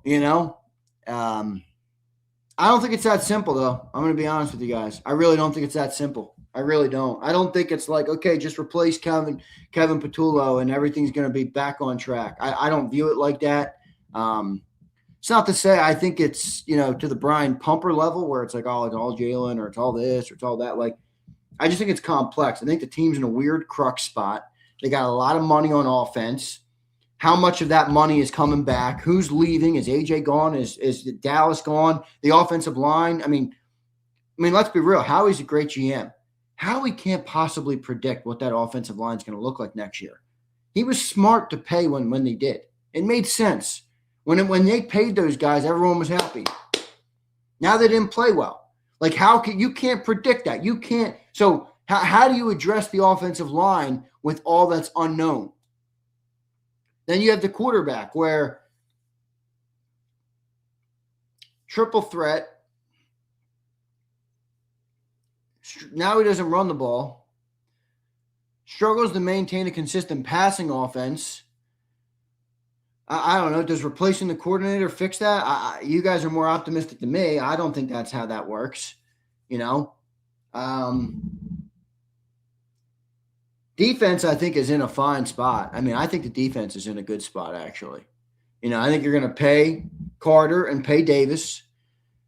I don't know about Jalen Phillips. I think Jalen Phillips could be on the outs. I don't know that they're going to pay him. He's probably going to get $28 million. I like Jalen Phillips. You think he's going to be worked out with all the people they got to pay? I don't know. I know John said they should pay him. He's his top guy. But the defense, I really don't have any concern about the defense. I think the defense is fine. I saw some people in here, and I understand why you said it, but let's just be clear about something. I mean, some of you guys were saying cornerback 2 is like problem number 1. Like, yo, am I going to sit here and tell you Adoree Jackson was good? No. If you think cornerback 2 is even close to the problem, top of the problems on this team, I get it. You got to address it. You got to get somebody in there. But, dude, the defense is not the problem with this team, even with the cornerback 2. Stop. The fucking offense didn't deliver all year. It happened in the playoffs. It happened in the regular season. It happened in every game we lost. Every one. Adoree Jackson was out there all year. We still were a great defense. Now, 3rd, 4th round, yeah, I'm good. That's fine. But I'm talking about top of the list of things that need to be addressed. I cannot put cornerback in there. No, I can't. I can't put cornerback in there like that. So we will see. All right, let me get to all the supers. I think I got a couple more from Pump. Pump says, what style of quarterback is Jalen if he doesn't want to run? Like how we questioned Nick when Kellen was hired. What does he even do? You know, look, I do think the whole running thing is a big question. Hurts is a dual threat quarterback. This is how he got to the league. It's how he made his hay. It's how he got paid. It's how he was near an MVP candidate. Those are all true.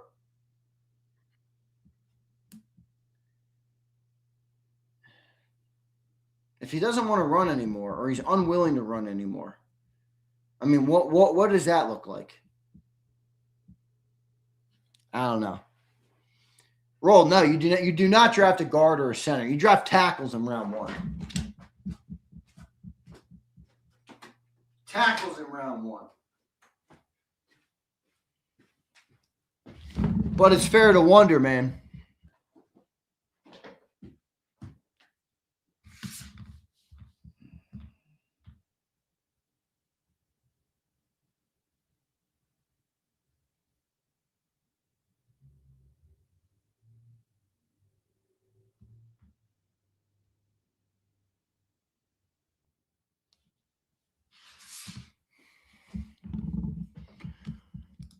Zander, let's run that mock draft simulator.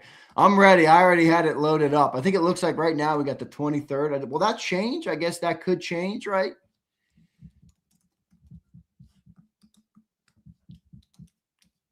I think that could change, right? Does that sound right? We'll be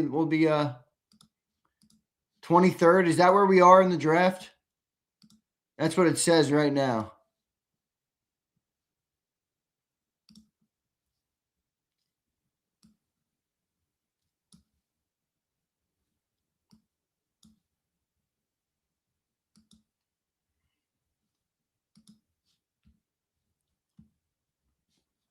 Who do we think? I don't even know. I gotta dive into the draft work. Nah, I appreciate you, brother. All good, man. Kerr's changeup is criminal. You're gonna have to go take it up with Jeff Kerr. I told Jeff, you're the one of the reasons that I tried to remain optimistic on the offense. How many times did I get shit on in the chat this year when I brought up the ineptitude of the offense? How many times? One of my lessons learned from this year. Fucking stay true. Don't let people who call you a racist on the internet, who shit on you or slander your name or whatever, get to you. Because I tell you what, the shit that I was fucking concerned about all fucking year is the exact shit that bit this team in the ass. The exact shit. Same thing. All year. All year I bitched about this. Zander's a fake fan. Zander's this. Yeah, well, guess what? We're on the fucking couch. Going nowhere. Going absolutely nowhere. Because our offense sucked balls. It did. It sucked balls. They never were good. In fact, they were never even mediocre. Ever. Save the EPA bullshit. They were never even mediocre. Never even mediocre. In fact, mediocre would have been great. Would have loved the mediocre offense. Pump says, Hurts chokes a playoff game at home. Jalen Knight logic. Well, did you see Trevor and Justin? That's so true. It's like, what the fuck do they have to do with anything? And by the way, Justin Herbert's offensive line, if anybody thinks anybody can play quarterback behind that offensive line, I got a bridge to sell you. That offensive line was brutal. Now, Justin Herbert was a sitting duck, though, last night. I will rewatch the condensed version of that game. I think the Pats could be a force if their defense can keep playing well. Mass changes, Bleacher Report reporting. Yeah, Bleacher Report, KCA. Let me tell you something about Bleacher Report. Not a very reliable place to look for information. All right, they're just a bunch of aggregators, which is fine. There's a lot of them all over the internet. I'm just telling you. Z, Herbert chokes every year. T-Time, do you think Herbert's a bad quarterback? Is that what you're trying to tell me?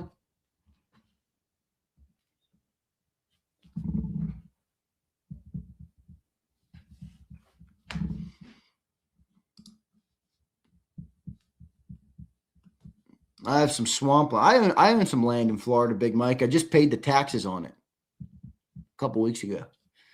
New year, had to rip up, pay at the taxes. I might go down there. I might fuck around and start developing real estate. You know, I own like 4 plots of land down there. Might go down there, build a couple single family homes, sell them, launch my real estate career. Maybe that's a way I go. Who knows? A lot of shit coming. A lot of good stuff happened. Personally, professionally, for the birds, you name it. Change is coming, everybody. And I know change makes people fearful, but sometimes change can be a good thing. Sometimes change can be a good thing. Roll says, so let's go down changing the quarter. It's funny. Roll Philly, literally, Roll, you're so delusional. And you're so defensive. I think that's what it is. Like, your default setting is to just be defensive. Nobody said that, Roll. It's an honest conversation in a season where you didn't live up to expectations because the offense sucked. I didn't say you're changing the quarterback. I said, how do you view the quarterback who was paid as a dual threat quarterback and is no longer a dual threat? That's a fair question. You're so defensive, though. You just go into, oh my God, you're doing it. How do you do it? You don't need it. You don't need to be defensive, dude. The team's offense sucked. The quarterback's a part of that. The coach is a part of that. The players are a part of that. Saquon Barkley's a part of that. The offensive line is a part of that. And yes, Jalen Hurts is a part of that. Literally, people are in here criticizing Justin Herbert. He's problem number 50 on the Chargers offense. Problem number 50. Quarterbacks matter.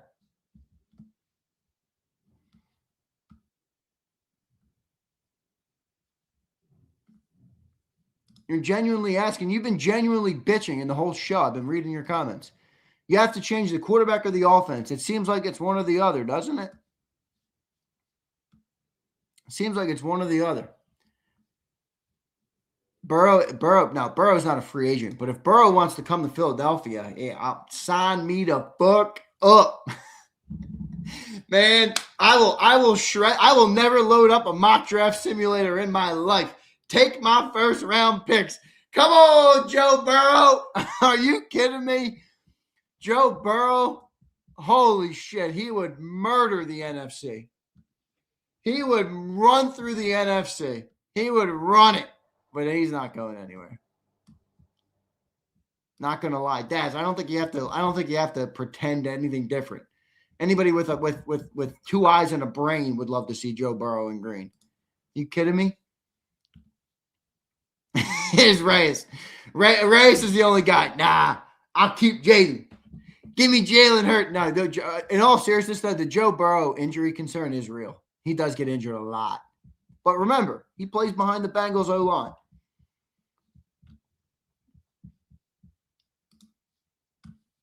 Z, let's honestly talk. I don't think moving on from the quarterback is something that's happening. But if you want to talk about it, it's a complex issue. He's under contract. He's got a massive dead cap hit. He's got a no trade clause. And in a way, the offense is The offense is constrained to what he wants to do. You know, I know people like are in love with the idea of like bringing a new offensive coordinator. Well, he doesn't want to run anymore. That was reported. Remember when everybody ripped all the reports? Oh, the reports are fake. He does want to run. All right, well, he had 14 yards in a playoff game. Okay, he doesn't want to run anymore. So I would rule out the fact that you're going to just resurrect some RPO offense that they ran in 22. I would flush that down the toilet. I don't even think that's realistic. All right. When you bring in a new coordinator, who you're going to bring in? You know, they did this last year. They brought in a not RPO coordinator who has a history of having tremendous passing offenses with the idea of improving the passing game. They ran it for 4 weeks. The turnovers went crazy, and they dumbed it down. So rule that out. Like, what are we left with? And this is why what Real Zeal just said is exactly correct. It either needs to be an entirely new offense or an entirely new quarterback that allows you to play a different style. And I don't know how much of a new offense you can create with the same style.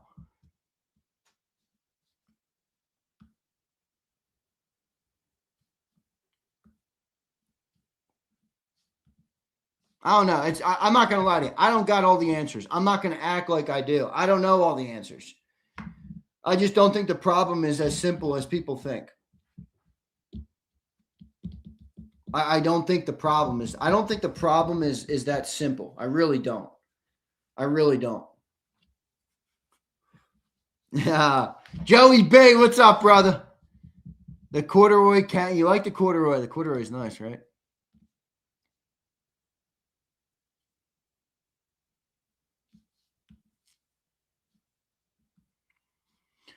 Roll says, if he really doesn't want to run anymore and has all the demand. Well, welcome to the business of football, Roll. You don't bench a quarterback that's on $52 million a year contract and no trade clause. Now you're backed into a corner.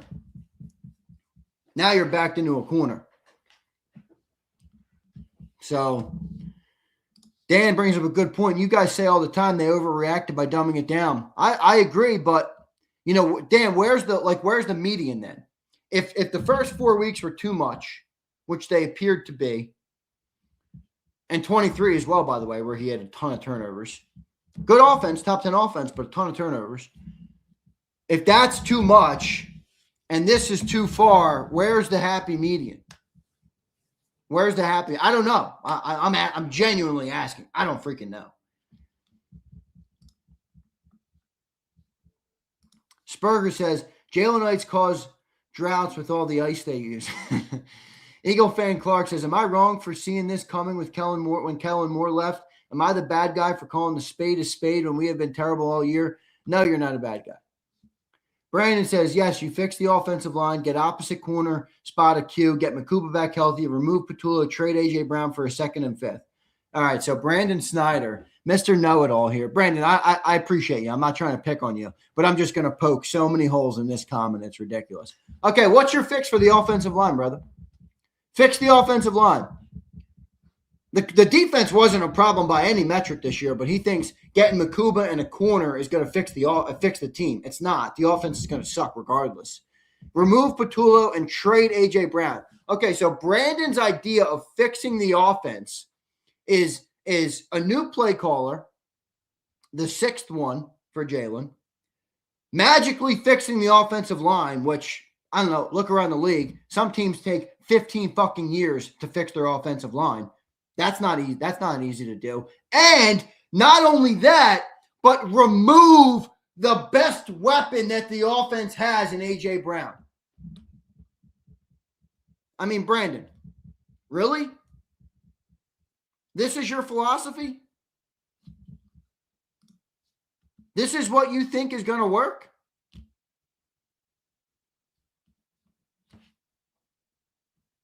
Come on, man. Brandon, that doesn't even make sense. Doesn't even make sense.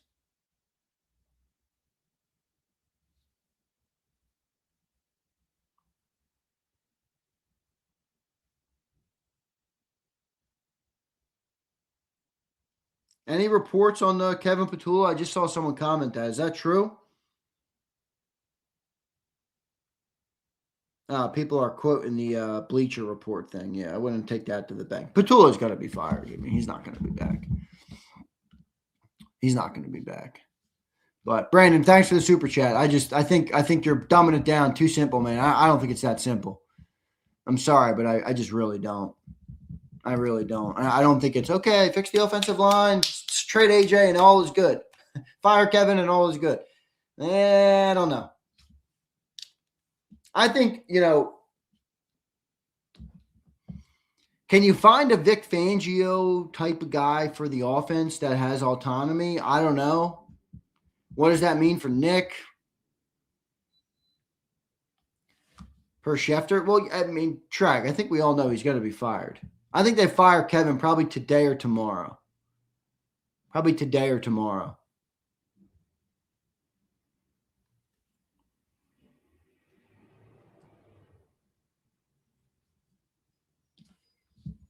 I don't know. Solid remedies. What? Firing the coordinator and trading away your best offensive player. That's going to fix the offense? Right. They couldn't throw the ball the last 2 years with A.J. Brown. What are they going to do without him?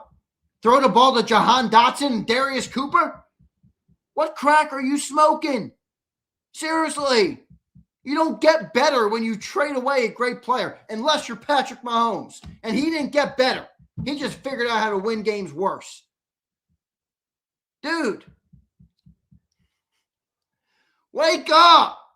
You don't just trade A.J. Brown and all is right in the world and everything goes back to normal. Oh, we're good on offense again. What? Solid remedies. The hell are you talking about, man? I agree they're going to move away from AJ. I'm just telling you right now, it's not going to do what people think. It's not going to do what people think. And where, by the way, where are we getting this replacement for AJ? The draft? Where are we getting this replacement for AJ Brown? Please, somebody enlighten me. Where are we going to go and sign George Pickens? He's going to say, thanks for the offer, but no way. What are we replacing A.J. Brown with? A rookie? Johnny Wilson? I mean, what am I missing? What am I missing?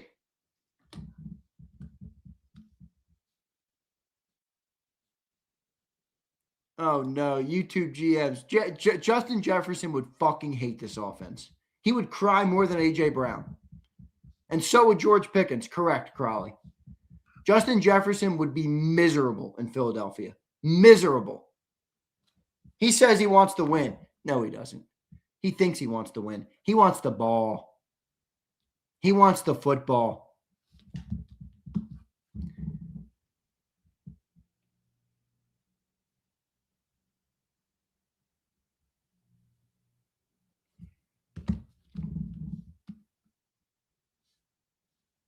Yeah, RCR. RCR, are you under the belief that he's under oath and he's fully honest every time he speaks? He said he wants to win. He doesn't care about stats. Yeah, right. The number one receiver in football, who got paid like the number one receiver in football, who's going to go to the Hall of Fame, doesn't care about stats. Man, fans, we got to drop like that mindset. That's not how players think. That is not how the world works. That's like me saying to you, you don't give a shit about promotions at work. You don't care about anything as long as the business that you work for is successful. What the fuck? You're going to work there forever. You're never going to get a promotion. You're never going to be recognized. But the business you worked for kept growing. You'd be like, I don't give a fuck about the business I work for. I got a family to feed. I got a legacy to leave. I got a life to build.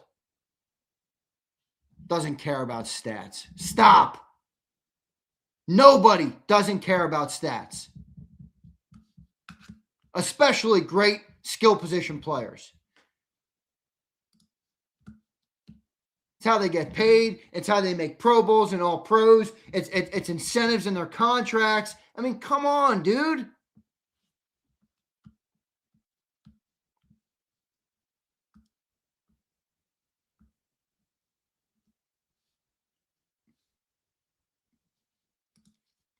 This guy calls me an egotistical prick.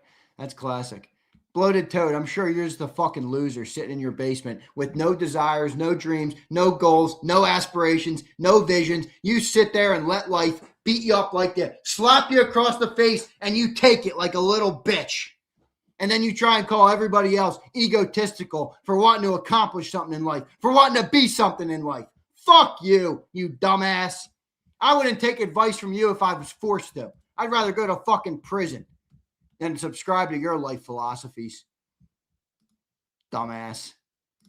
Here's Spurger. Slot and Smitty as number one and put Dotson as number two. Yeah, I don't think that's going to be good for this offense. Spurger says, I got that one.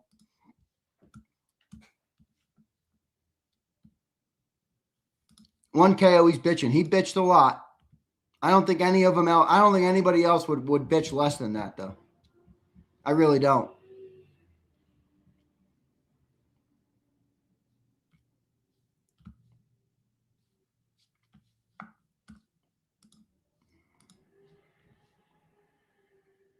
I think AJ's probably going. Pump says, Xander, I believe Tanner wins that game if he was with the ones. Maybe.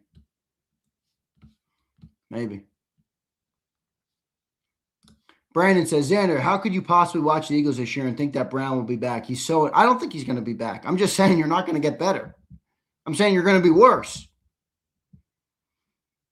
He is so unhappy and we can get a decent return. You don't have to have number one diva to win in this league. I agree, but you're not going to get better. You're not going to get better. As long as we're on the same page about that, you're not going to get better. He's gone because he doesn't want to be here anymore, and I can't blame him. The offense is brutal. They can't move the ball consistently through the air to save their life.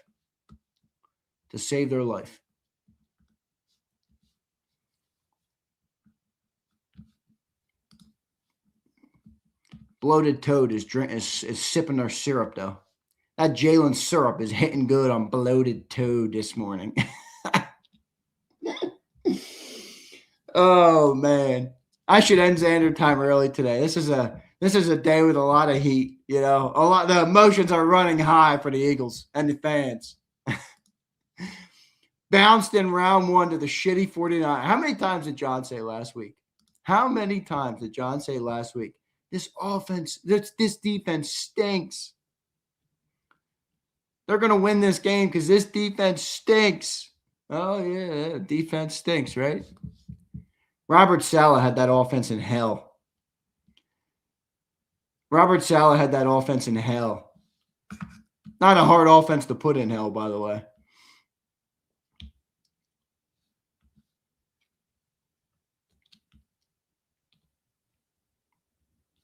Preston, thanks for being here, brother. Appreciate you, man. Yo, B. Preston, you know what time it is, right? B. Preston, you know what time it is, right, brother? You know what time it is, Preston. I know you know what time it is, Preston.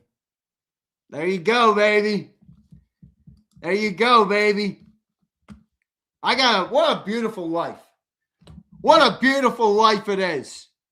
The suckers and the haters and the losers hate it. What a beautiful life.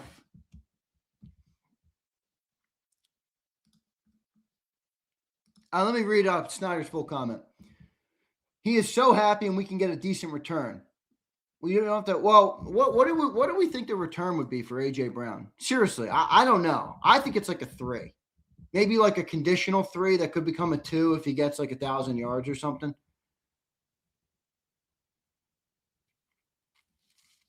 Like, I don't know. It's not a 1, guys. Please, don't say 1. It's not a 1.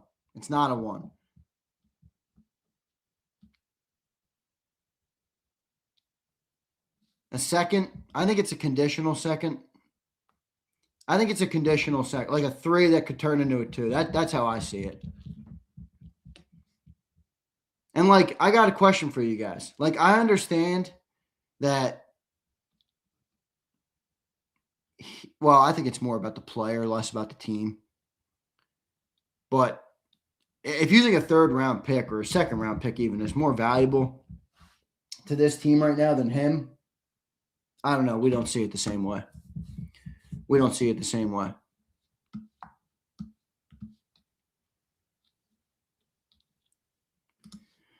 I think best bet with AJ is to pair with a pick and get a player.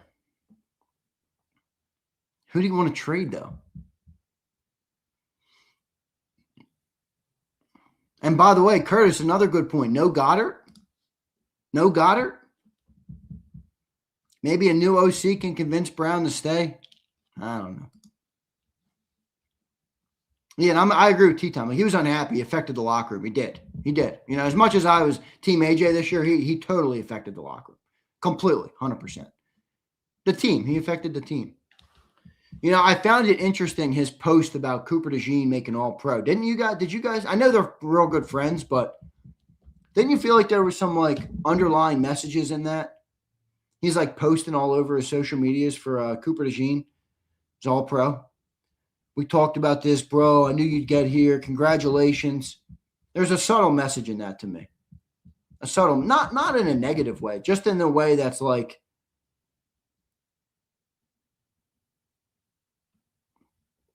just in like a this shit matters type of thing, you know, and I don't have any opportunity to get it in this offense. I don't know. I'm done breaking down A.J. Brown's social media. I think we've done enough of that. I don't know if it was a slap to Jalen.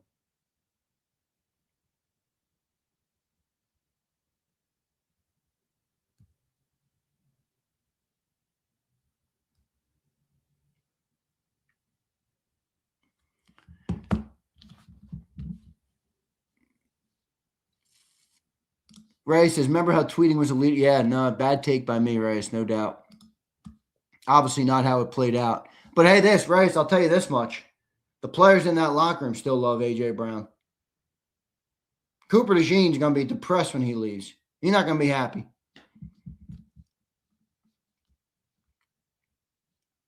So I still hold that he wasn't wrong, but it ultimately never helped. But it also didn't make it worse, Reyes. Like this is the funny part. A.J. Brown, what? You made it so bad. Okay, ready? The offense sucked before A.J. Brown tweeted. The offense sucked after A.J. Brown tweeted. I don't know, guys. You tell me. Yeah, he didn't mention Q either. He's real buddy. Him and Coop are clearly good buddies. I don't know, some Black Ninja. That's a good question. He says, why is it, Zander, whenever you speak the truth and facts, people resort to being childish because they can't take the realness? I don't know. We talk about football, man. Yeah, you know. Oh, Reyes, they told me that, dude. That's epic. Awesome, Reyes. Yo, Reyes, you're going to love them. They're epic, bro. They're totally sick rosaries. Reyes, did you see my Pope Leo bobblehead I showed off last night? Did you see that, Reyes? I think you probably did. I showed it in the post game. The Leo bobblehead. There he is.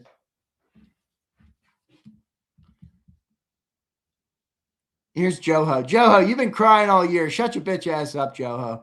Joho, let me guess. Fire Petullo and everything's back on track. Here's Roll Z. Do you think the players are out on Sirianni? I think it's a fair question. They see him yelling and screaming and acting like a child and ask themselves, what the F is this guy doing to help us? You know, that one video of AJ, what game was that? In the tunnel? Was that after the Bills game? No, what game was that? That's too late in the year.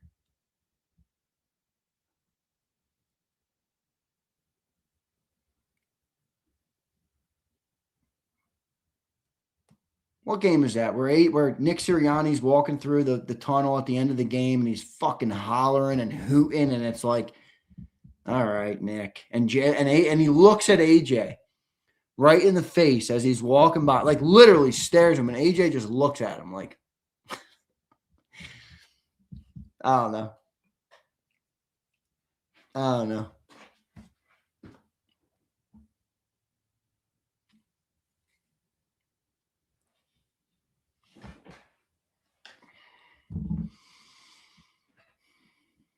Change is coming, everybody.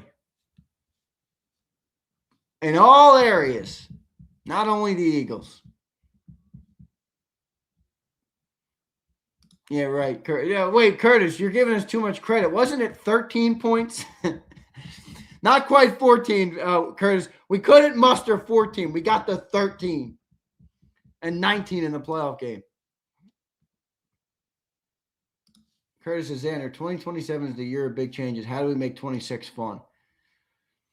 Curtis, I'm going to say this. I think there's a small chance. I said this last night. I'll say it today. I'm going to continue to say it. There's a small chance, not big chance. There's a small chance that Howie Roseman, who's a very aggressive guy, and I view him as a very smart guy, smart GM. There's a small chance, Curtis, that he doesn't wait to 27 to make this right. There's a small chance. Very small. But it's an uphill battle for sure. But remember, it all comes down to that owner meeting. The owner and Howie Roseman are going to have a private meeting away from everybody, away from all the coaches, away from all the players, away from everybody in the front office, away from everybody. And the owner and Howie are going to sit there, and the owner's going to say what he wants to happen, and they're going to talk about how Howie is going to make that vision come to reality. What that vision is, I don't know. I don't know. What that vision is, I don't know.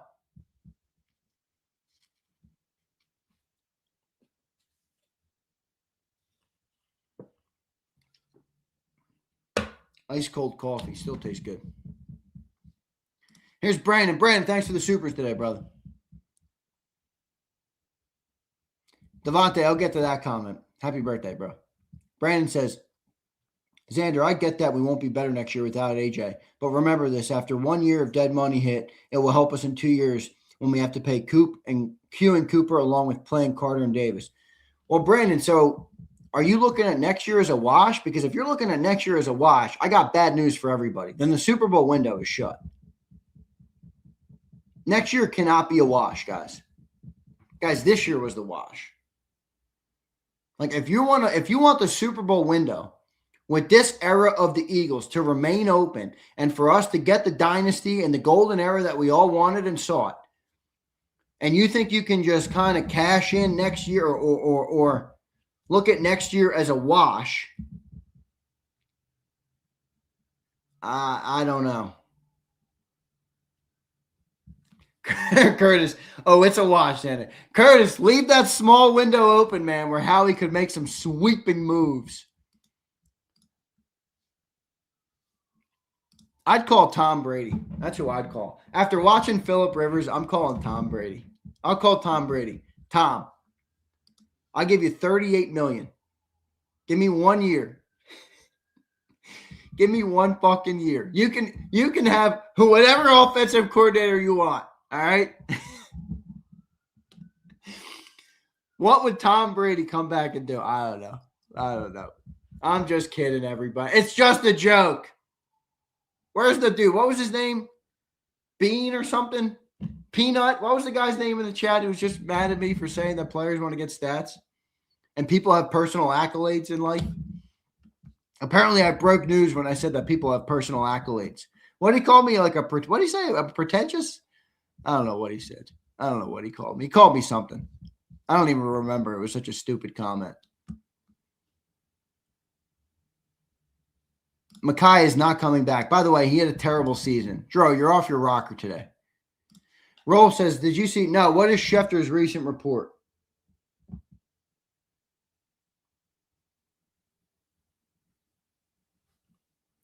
What is Schefter's recent report? Oh, here it is. The Eagles will be making changes to their offensive coaching staffs, and he expects them to bring in a proven offensive mind. All right. See what it does. See what it means. No, we're not. I don't think Harbaugh. I don't know. I mean, I think you'd have to fire Nick. I don't think they're going to fire Nick. I don't think they're firing Nick, so no, I don't. You think Brandon? No, I think Brandon's done. Deshae says, Xander, I'm not keeping Phillips. Deshae, I kind of understand why you say that. Kingsbury, Todd Monken. I think Todd Monken's going wherever Harbaugh goes. But maybe not. Maybe not. Who knows? 5-star says you got to fire Nick. 5-star, they're not firing Nick, dude.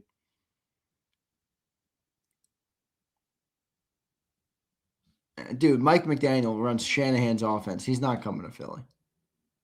Guys, look. I know the offensive coordinator can be better. Hey, Joe-Ho! Hey, Joe-Ho! Listen up, Joe-Ho. This guy's been his cap lock stuck on his computer thing for 4 years. Guy's never sent a comment not in cap locks. That's how much attention this guy needs. Hey, Joe-Ho, listen up. All right? You can't just bring in one of these offensive coordinators that you guys think are these offensive masterminds. All right? That's not the offense we can run. Okay? We're not running a Kyle Shanahan offense in Philadelphia. We're not. It's not happening. Please get it out of your head. It'll never happen. It'll never happen.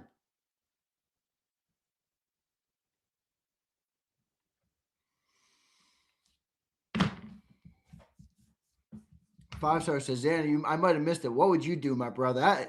That's $1 million question right there. Listen up, Eagles. Maybe you want to hire me. I'm just kidding. I ain't coming to work for you. What would I do? Yeah, I'd probably just go the veteran OC route, see what happens, and then if it doesn't work, blow it up after next year. Fire Nick, change quarterback, change the style, change the approach. Feels like it's too hard to do anything that big this year. Dude, this is guys. Are you going Harry Potter to fix the offensive line? Is that what we're doing? I understand everybody's like, hey, fix the O-line, fix the O-line, fix the O-line. Guys, fixing O-lines is one of the hardest things to do in the National Football League. It always has been, and it always will be. It's not that easy. The New York Giants have been trying to build an offensive line for 15 years. I mean, you don't just pull out a wand. Wingardium Leviosa. Landon Dickerson, all-pro. Cam Jurgens, all-pro. Lane Johnson, the fountain of youth. I mean, that you don't do that. I don't know, Doo-Doo Crew. I like your name, but he's going Harry Potter, he says. All right, you got a wand, Doo-Doo? Hopefully your wand's not covered in doo-doo. All right, might cast the wrong spell. Here's JH. Fans crying like crazy because we only go to the Super Bowl every other year. At least we draft higher now. Back to hiking and hobbies for me until the draft. Enjoy, JH. Enjoy. I don't think fans are crying. I think fans are being honest about how much of a failed expectation that was this year. I mean, for our offense to perform like that all year is a complete and utter joke. I don't really give a shit who you blame. You want to blame Patullo? Fine. You want to blame Hurts? Fine. You want to blame Sirianni? Fine. You want to blame AJ? Fine. You want to blame the offensive line? Fine. You want to blame Saquon? Fine. How about this? I blame them all. All right? How about that? I blame them all. Who is that proven mind? I guess it would be Monken. Monken or Kingsbury. I think Kingsbury wants to be a head coach, though.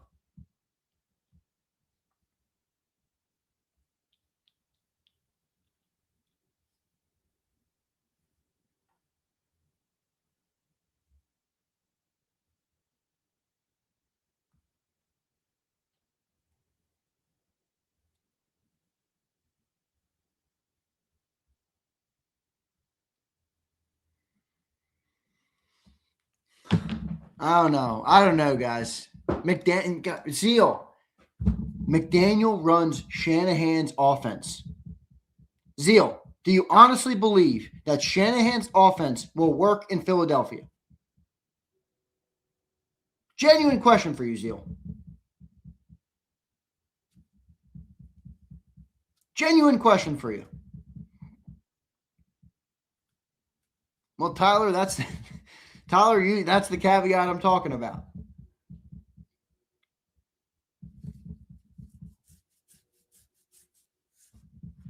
They're not running a Shanahan offense, guys. Shanahan's offense literally relies on pre-snap, post-snap reading, getting the ball out on time and on target consistently. He will make the designs. You got to get the football there. You got to get the football there. It's not really Jalen's game. Jalen is an off-script playmaker. He's not a rhythm quarterback. Playmaker, not a rhythm quarterback. Way different. Kyle Shanahan, his GM forced them to spend 3-4 first-round picks on Trey Lance, and Kyle didn't even want to ever put him in the game. I know he got hurt. Somebody was like, we got hurt, Shanahan. Bad comp. Not a bad comp at all. Took 4 first-round picks on a dual threat and said, goodbye. Don't want you. Give me the last pick in the draft instead. Who can read a defense and throw on time. They're not running Shanahan's offense here. Oh,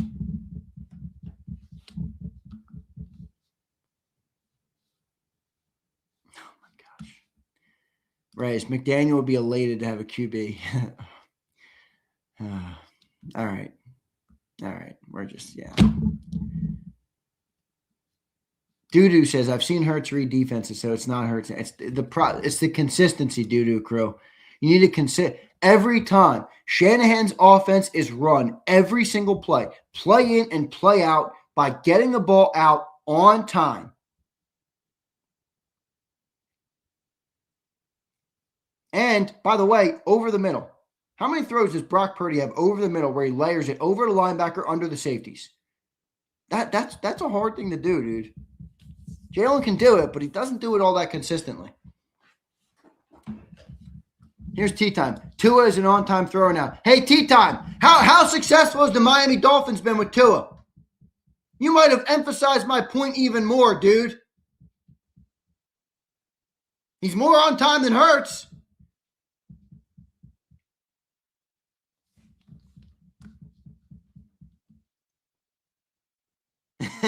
Imagine making a serious sports take and having Zander have to say doo-doo crew. I kind of like the name doo-doo crew. It's like the Eagles offense. They're the doo-doo crew. New nickname for the Eagles offense, the doo-doo crew. Oh, man.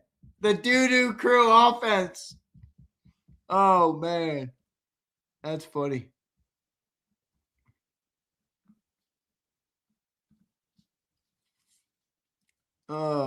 Don't hate on my name. I like your name, Doo-Doo Crew.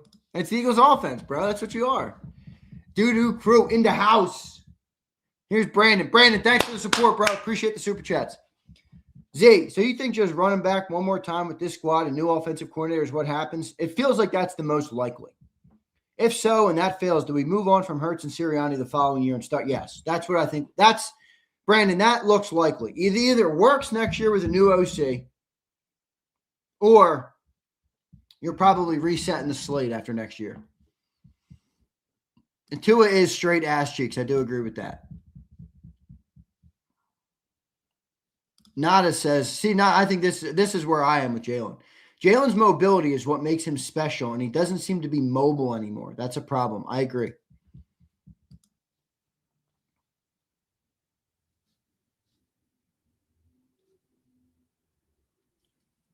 Zander, Z, either Jalen Hurts starts running or get rid of him. Well, he's got to start running. Welcome to the couch, Eagles. Texas boy, Texas boy, you can talk all the shit you want today, bro. Don't let dumbass Joho get you off your game.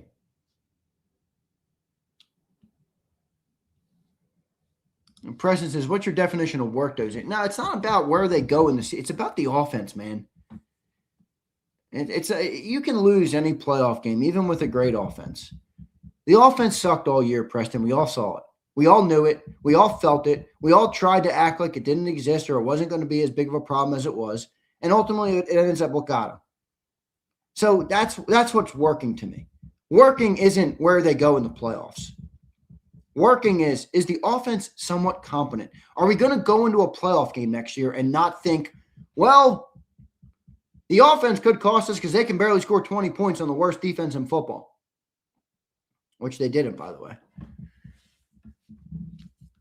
Yeah, better offensive, more consistent offensive results, Preston. I mean, you can't go through a full year where your offense is a complete and utter liability.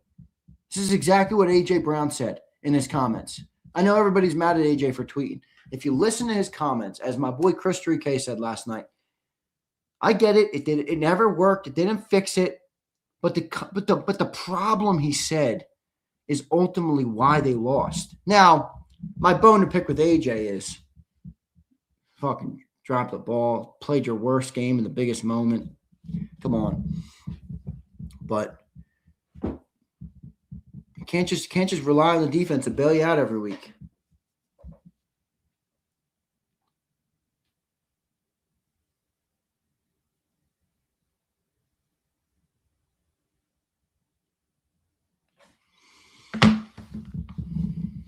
This is funny. It's like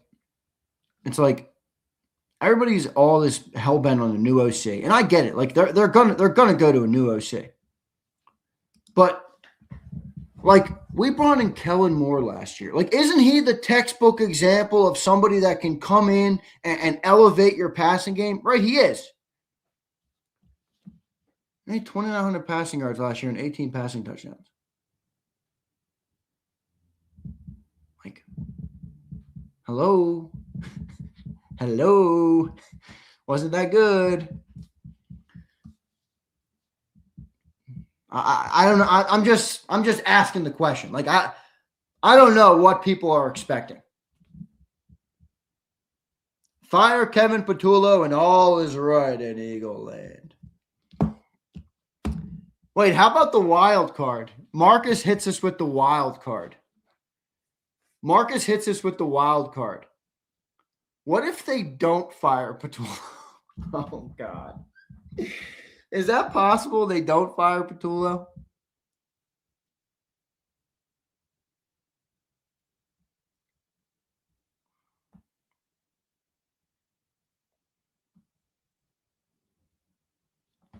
Oh, gosh. Kellen Moore comes in and we rack up a whopping 2,918 tutties. What did Matthew Stafford have, 48 this year? Oh, no. Oh, this is hard to think about. My back hurts. My back's hurting all of a sudden. Oh, gosh.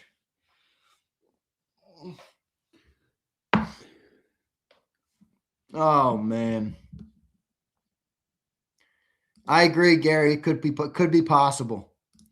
Roll Philly says, Xander, the only problem is that we get Kingsbury and say him and Hurts are unstoppable. He's gone after 1 year. They're not going to be unstoppable.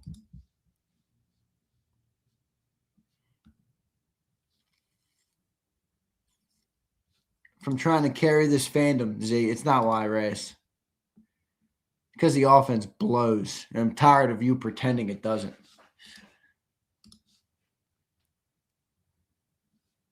Xander, I'll be living in a cardboard box because I bet my house on that KP would be fired. He'll be gone. He'll be gone. Marcus says, if Nick goes, well, no shit, Marcus. And T-Time says, this team done a lot of damage, man. Yeah, T-Time, I said last night, I'm really happy that we don't have to pretend this was a fun season. This was a miserable season. Zero fun. Here's Devontae. What up, Devontae? Happy birthday, bro. I saw your comment earlier. You think Jalen was stuck in a box with the coaching staff by them telling him not to run so he doesn't get hurt, or am I reading too much into it too much? Devontae, where I think you're wrong is I don't think Hurts wanted to run. I don't think it was all coaches. I don't think Hurts wanted to run. I don't think Hurts wanted to run anymore. I think that report earlier in the year was correct.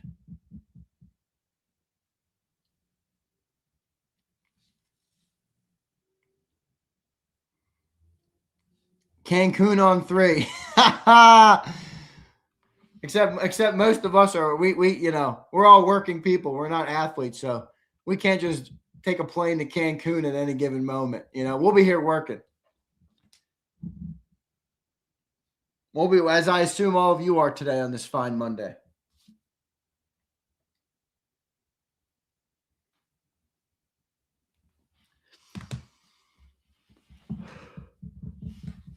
You guys remember what Lurie did after 23? Anybody remember what Jeffrey Lurie did after 23 when that collapse happened?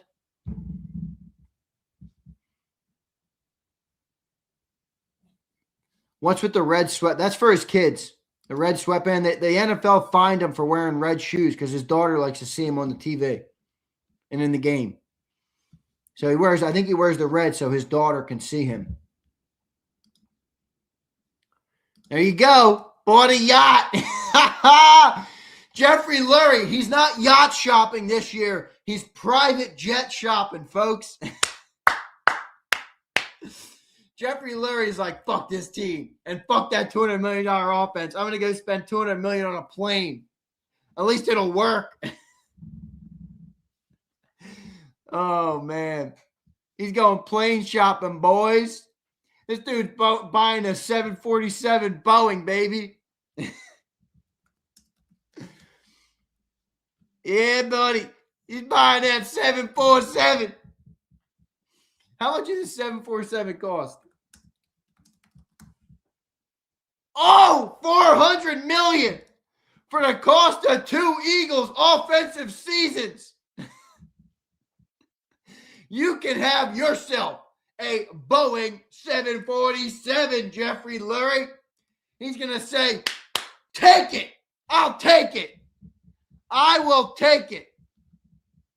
That's a big boy plane. Isn't that what Trump has? What does Trump have? Trump's plane is insane. I've never seen a personal plane as big as Trump's. Personal plane. What is it? He's got a 757. Yeah, which is insane. I mean, I don't know if you got like most personal jets are like 8 seats or 12 seats. Trump's got like a fucking thing. You can host a gala on that thing. Here's mine. Gotta love mine. Whenever you're talking about something expensive and rich people, here's mine. Abolish ownership. The great people of Philly seize ownership of our beloved birds. Classic. Z, can we all at least take our hats off to Quinyon Mitchell? Kid's unreal. Yeah, 2 good picks. He got burnt in the opening drive.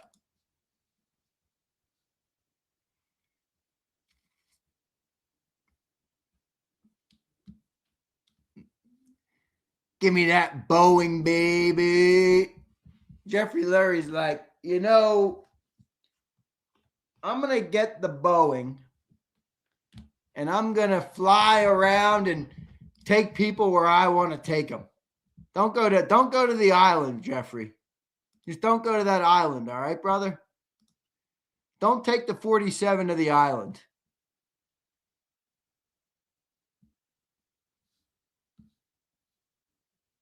Z missed the super. I'll get you, bro. And the 757 is nuts. Yes, it truly is. Q, thanks for the super, bro. Appreciate everybody. We can't afford to lose AJ. We'll go back to Todd Stinkston and James Thrash and one catch Freddie. Get rid of the coach, not this talent.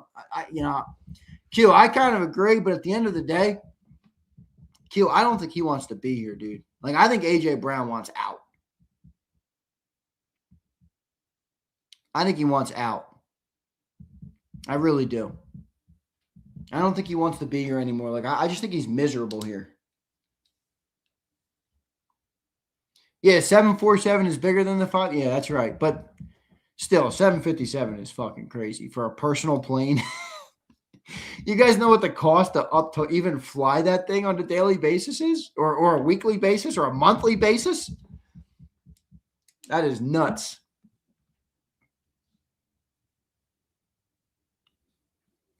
Apparently, as of 10 minutes ago, players are petitioning for Kevin to stay. Wow. I don't know if I believe that. I've been led astray by the chat before.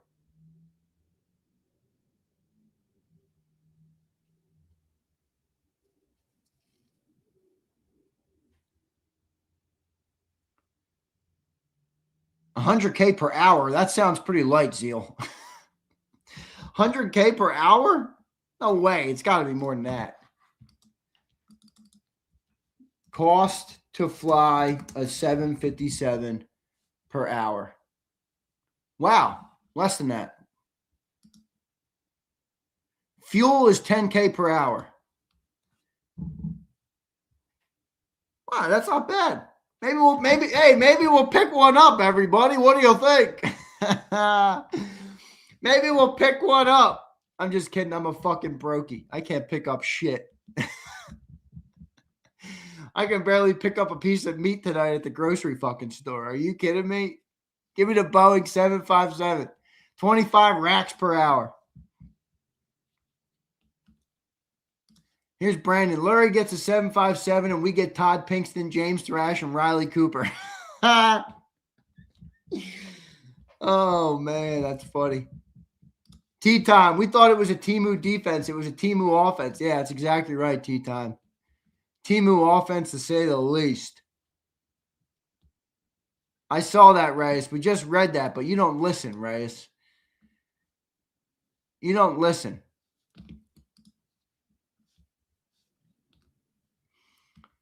Can we pool? You guys want to? What do you guys got? If I can get like, I don't know, how many people are in here? 541. Yeah, we need quite a bit of dollars from each person. We need like $1 million each. $500,000 each. We can scrounge up $200 million. You guys got $500,000?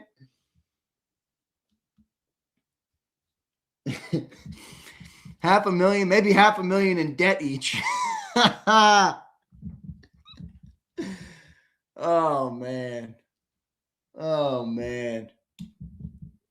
$100, best I got, Lexicon. Thank you. Let's see what we can do with $100. I'll midnight. Me and you can ride this subway together. We'll get on the L train. All right, guys. We have to laugh off this season. I'm telling you, man. We got to laugh off this season. We got to laugh it off. We got to laugh it off. Laugh off our debt. Laugh off our we're broke. We're all brokies. Let's call a spade a spade. We're talking about Jeffrey Lurie going plane shopping and yacht shopping. We're all a bunch of brokies.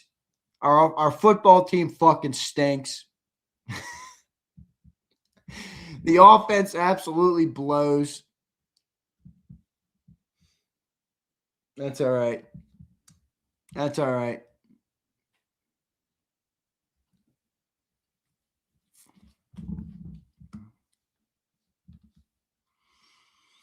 Oh, man.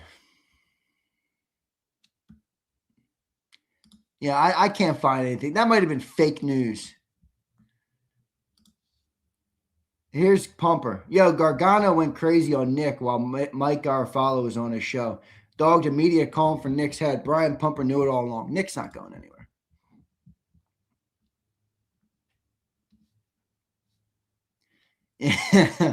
Hogan, I live about 12 minutes from Fern Rock Station.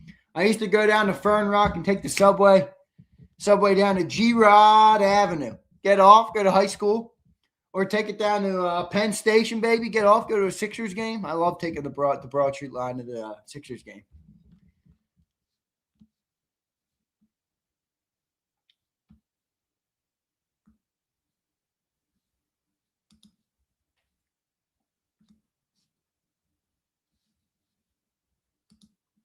Why not, Z? What's Sirianni? I don't know what his purpose is. All I'm saying is it's not no sleep. Remember, this is a business, dude. Like, you're not going to fire a head coach that won a Super Bowl 11 months ago, because then the next guy you bring in, like, what is the next coach you would bring in going to think? What the fuck? If I don't reach the Super Bowl every year, I'm going to get canned? Why would I want this job? I'm going to take a sip of my ice cold coffee from the great people of Dunkin' Donuts. Z, would you fire Nick Sirianni? No, I wouldn't. No, I wouldn't.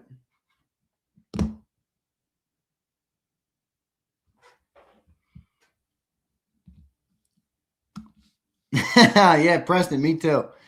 Maybe we'll come up with 10 mil somehow. All right? Maybe we'll come up with 10 mil somehow.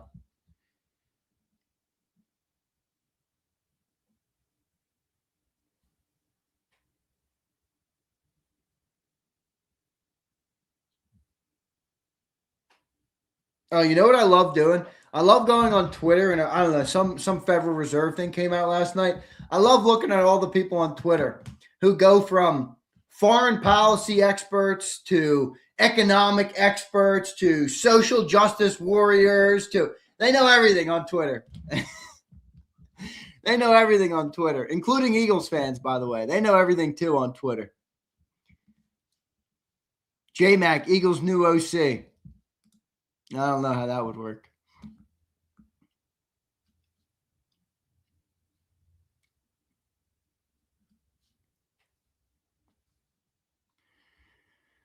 Roll says, I think Nick gets a lot of heat because the way, you know what, Roll, I gotta Roll, ready for this? I actually don't agree.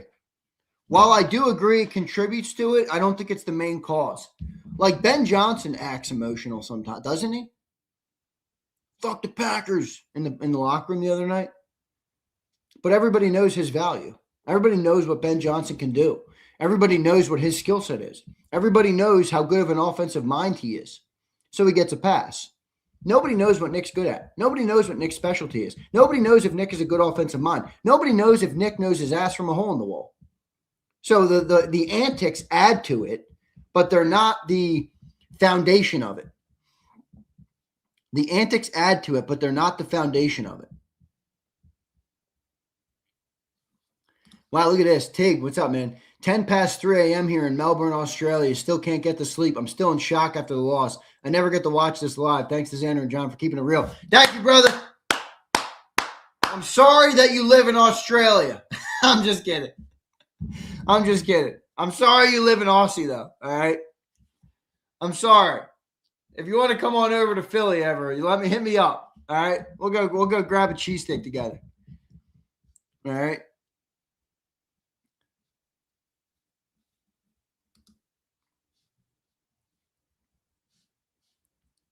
Yeah, Ben Johnson's a fucking beast. I love Ben Johnson. And by the way, I like that he's an asshole. I liked it with Nick, too. I don't hate it with Nick, but it's a little goofy with Nick because I don't know what he does. I don't know. No sleep. You keep asking the same question. I don't freaking know. Was this worse than the 23 season? I don't think so. It kind of felt worse. Yeah, roll Philly. So do you, dickhead. You like it when they win. Yeah, of course.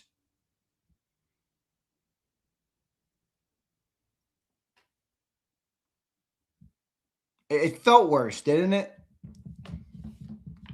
It just felt worse. You know, highs and highs. Guys, whenever you have a major high in life, in anything, you know, the world will humble you. We had a major high 11 months ago. The highest of highs being a football fan. The highest of highs. Parade down Broad Street. Super Bowl MVP for Jalen Hurts. The Love Hurts signs going up in Philadelphia. The Met Galas. The White House. The View. You name it. We were there. And now we've descended into the abyss. We've descended into the abyss. We were humbled. The highs make the lows lower, and the lows make the highs higher.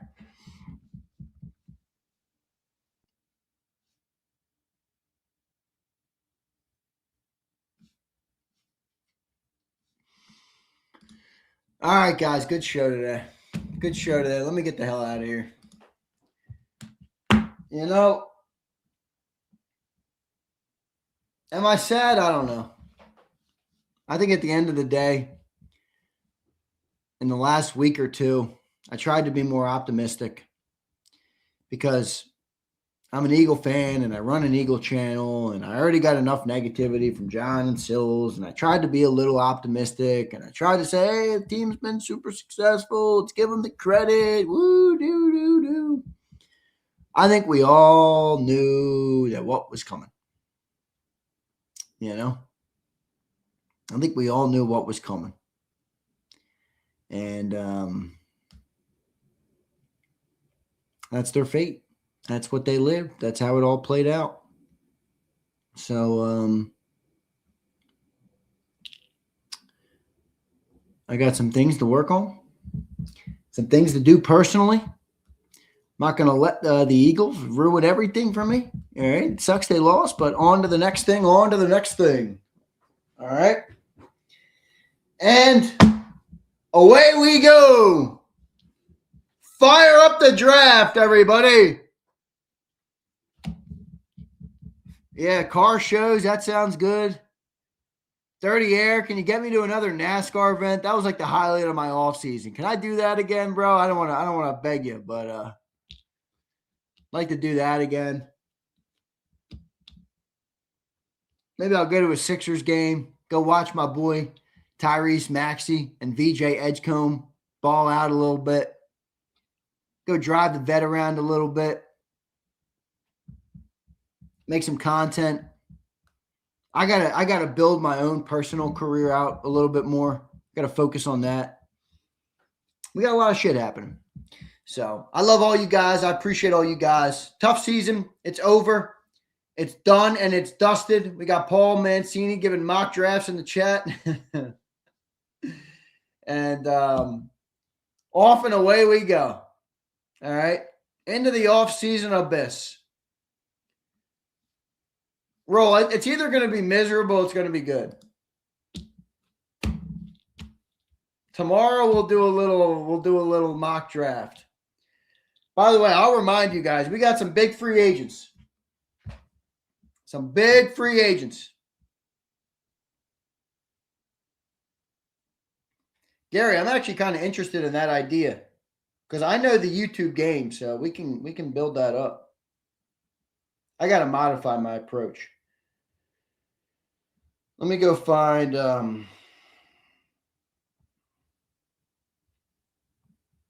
here's the names, guys. Ready for this? Reed Blankenship, free agent. Nakobe Dean, free agent. Jalen Phillips, free agent. Aziz Ojolari, free agent. Brandon Graham, free agent. Joshua Uche, free agent. Obo Okoromo, free agent. Dallas Goddard, free agent. Grant Calcaterra, free agent. Kylan Granson, free agent. Jahan Dotson, free agent.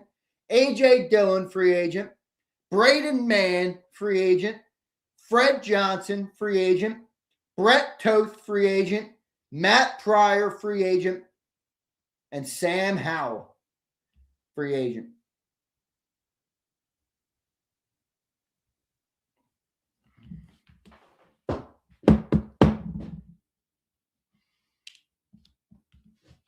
Off-season JAKIB meetup, I would do that. That'd be fun.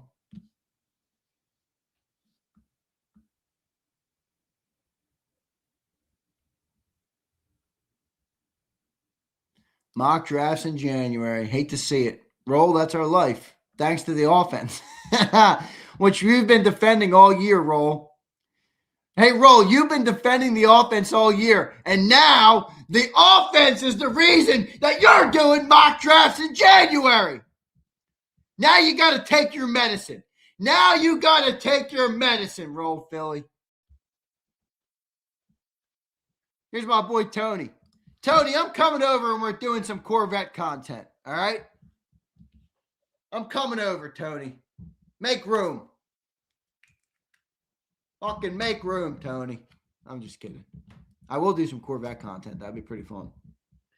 Tony, I'm going to get my vet to a track, I think, soon. I want to get a little warmer out, though. It's January, so. But, all right. Appreciate all you guys, man. Hit the damn like button. Subscribe to the channel. See you next time, everybody. EAGLES. Eagles.